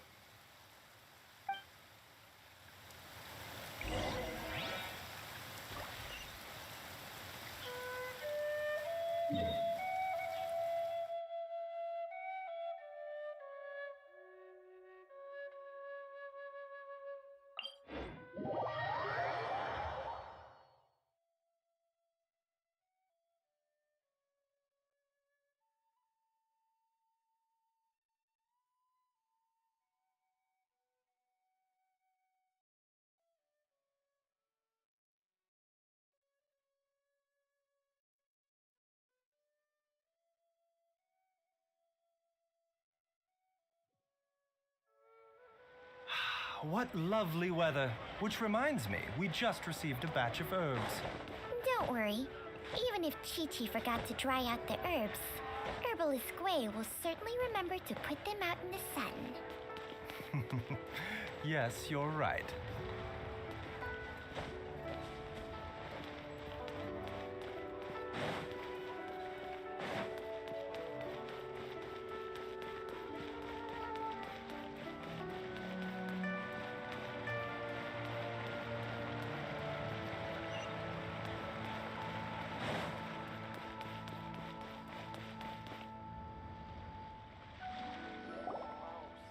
Dad, what's wrong? Dad?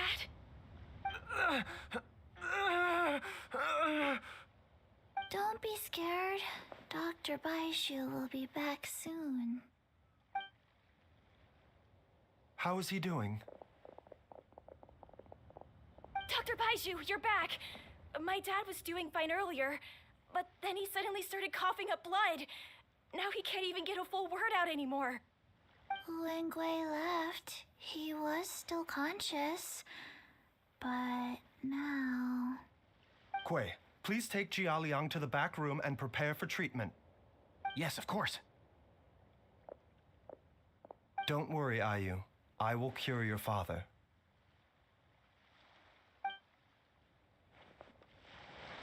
Baiju's not gonna use Changsheng's secret art again, is he? Is there really no other way to save Jialiang?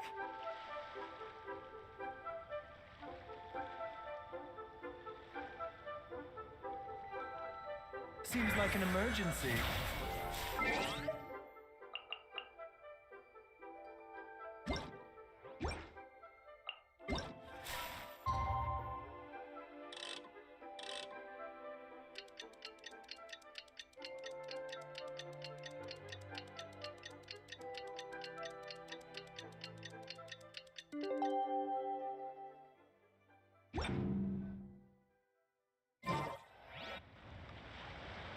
How are you feeling, Dad? Are you still hurting anywhere? You're not gonna suddenly collapse again, are you? Much better, Ayu. I'm feeling much better. In fact, I can't explain it, but somehow I feel even better than usual. Wait, where's Dr. Baiju? I still haven't had a chance to thank him. Seems he moved me here before I came to.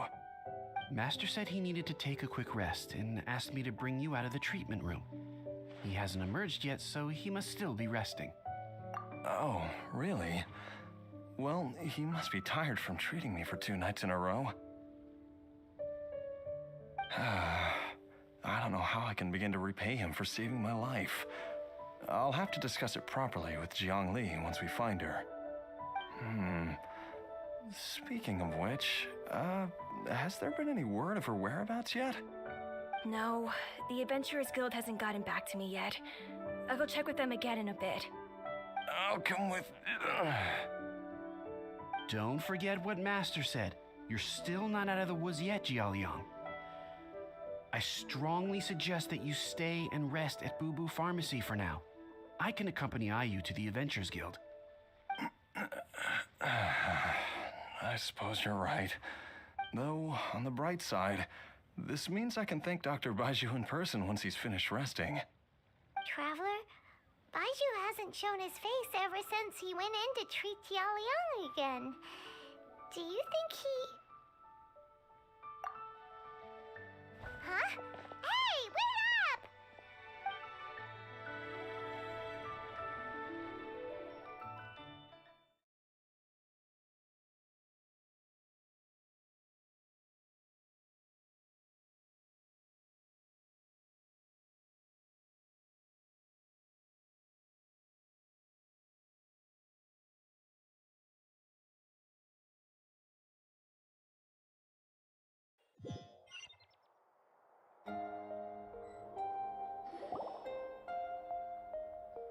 Huh? You're finally awake? That was far too risky, even with me here to help you balance your chi. There was no time. I had no other choice.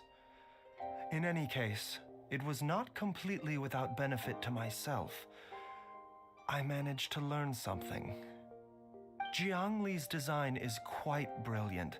She makes numerous innovations that I can learn from. Alas, if only there wasn't a catch. So, how much longer do you think Baishu's gonna nap for?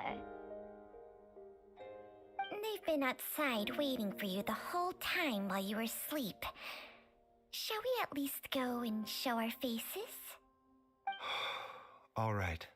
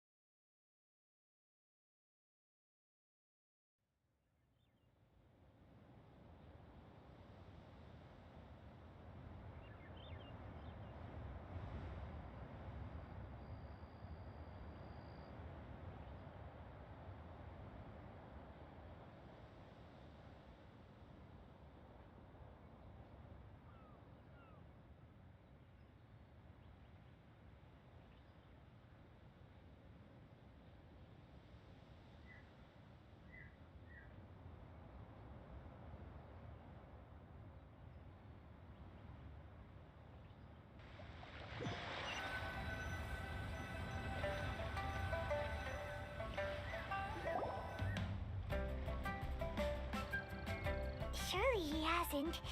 There's no way he could have just... Who's talking behind our backs again? Ah! Baishu! Changsheng! Of course. There's no need to be concerned. I merely had to transfer a rather large amount of life force on this occasion. But, with Changsheng's help, I will recover in time. Jialiang seemed fine yesterday. Why did he need more life-saving treatment again so soon? I made an error in my initial diagnosis. Jialiang is in fact suffering from more than one ailment, and as a result, his life force depleted at a greater rate than I had anticipated. What? You mean, even if you got all the poison out of him, he'd still be sick? Yes. But more pertinently, the poison in Jialiang's system is there precisely because it is being used to manage his underlying medical condition. Jialiang has a rare congenital heart condition, and ongoing treatment is essential to maintaining healthy functioning of his heart meridian. Left untreated, it puts the patient at risk of coughing up blood and fainting, and in the longer term, causes irreversible damage to the internal organs. Though it was created from God remains, this formula is not a poison in Jialiang's case. Rather, it's his medication. Had he not taken it all these years, he likely would have died a long time ago.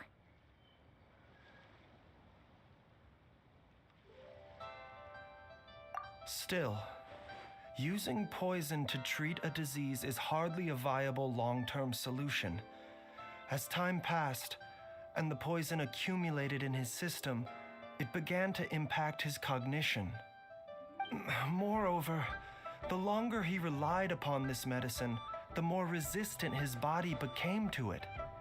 Jiang Li had to concoct ever greater quantities to ensure its continued efficacy, or he could have still perished at any moment. That explains why Ayu said his dad has been getting worse, and why his mom went off to gather herbs. God remains are extremely dangerous to be around, because humans have no natural defense against them. I shudder to think how many times Jiang Li has exposed herself to them. I fear that the situation is just as that Adeptus described. In an effort to save Jialiang's life, Jiang Li has abandoned all regard for her own safety. I never suspected that even Jiang Li would turn to the same path as so many others over the years. Perhaps this is the inevitable course of fate. To sacrifice one's own life to save others. to go beyond human means in order to do the impossible, whatever the cost may be.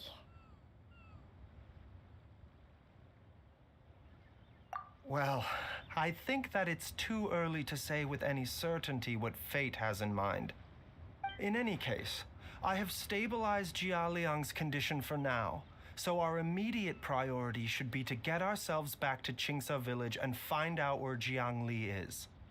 Her regular exposure to god remains over such a long period will have been catastrophic for her health. And given that she's already been missing for several days, I am fearing the worst.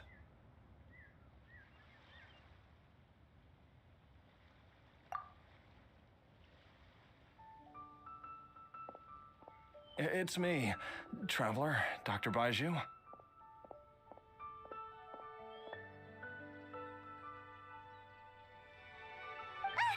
It's Jialiang! Don't tell Paimon you overheard everything already. Dr. Baiju, please let me come with you. You've already done so much for my family.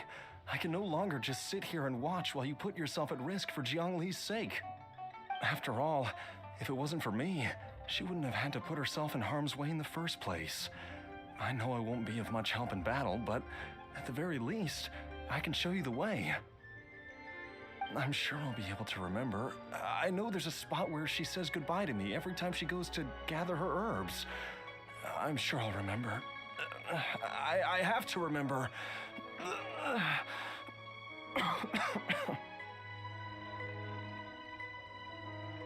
Be careful. If you get too agitated, your blood pressure and stress levels will rise, putting further pressure on your heart. For your own safety, you should stay here and rest. No! We're out of time! We have to go now. Right now. Before I forget everything again. This trip will be extremely dangerous, and there is a very real possibility that you will not return from it. Are you sure you're prepared for that?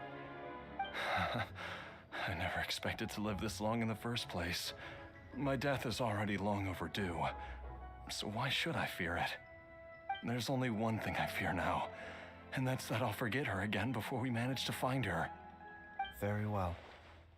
Then follow me.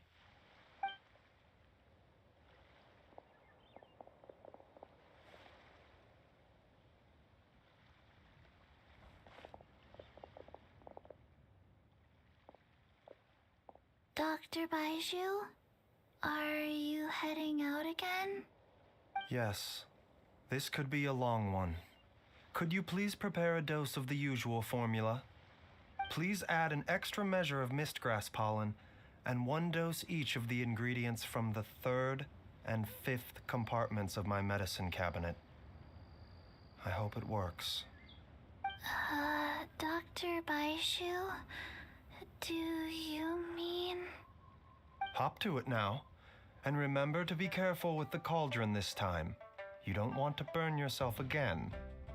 Okay.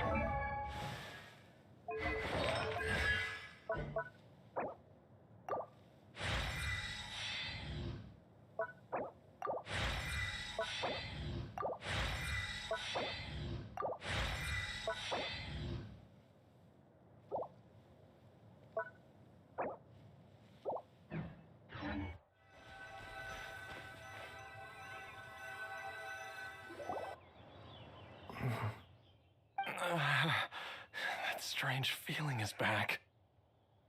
It's just like the day I went missing. It's as if something inside me is trying to guide me somewhere. The Mother Lode's influence is growing stronger. But is it because we're getting closer to the source? Or because the leakage of Che blood is growing more severe? Jialiang, can you sense which direction the source is in? I think it's this way.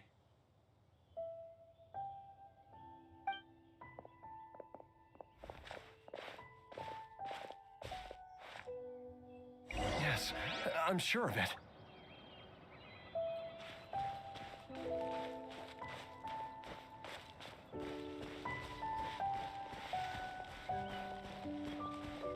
I feel a dull ache in my heart. This must be the way.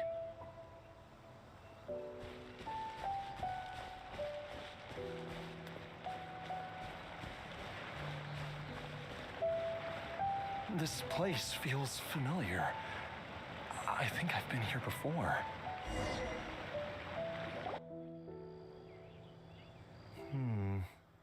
There is an inauspicious presence here.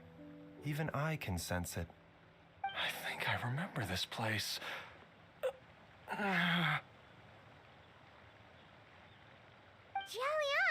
are you okay? Maybe you should rest here while we continue the search.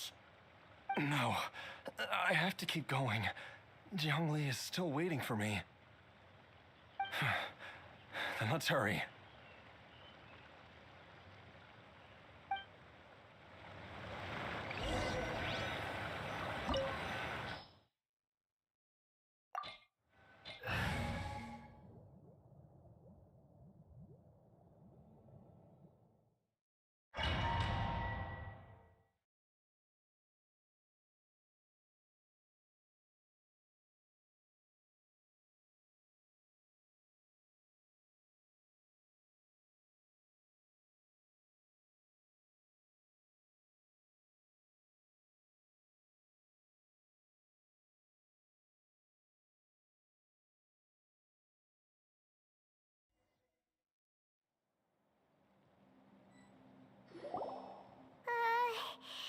This place gives Paimon the creeps.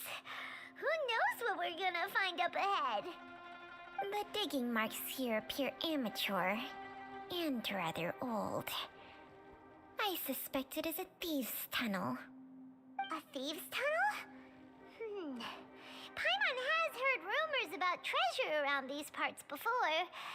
Maybe it was the treasure hoarders that dug this tunnel. Judging by the tools they left behind, it's certainly a possibility.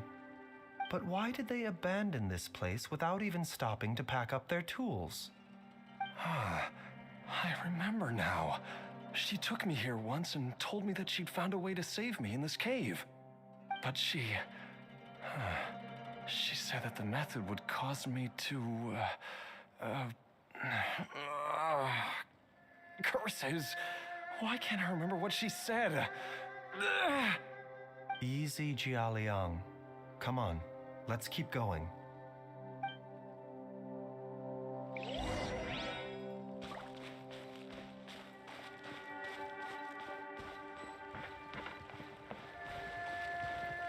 There is no escape. I see everything. Busted.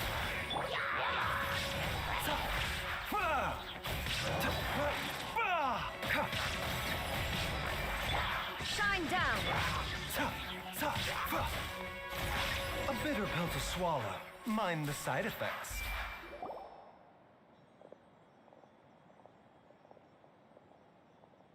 Whoa, there's a sensor here. Those treasure hoarders sure made themselves at home.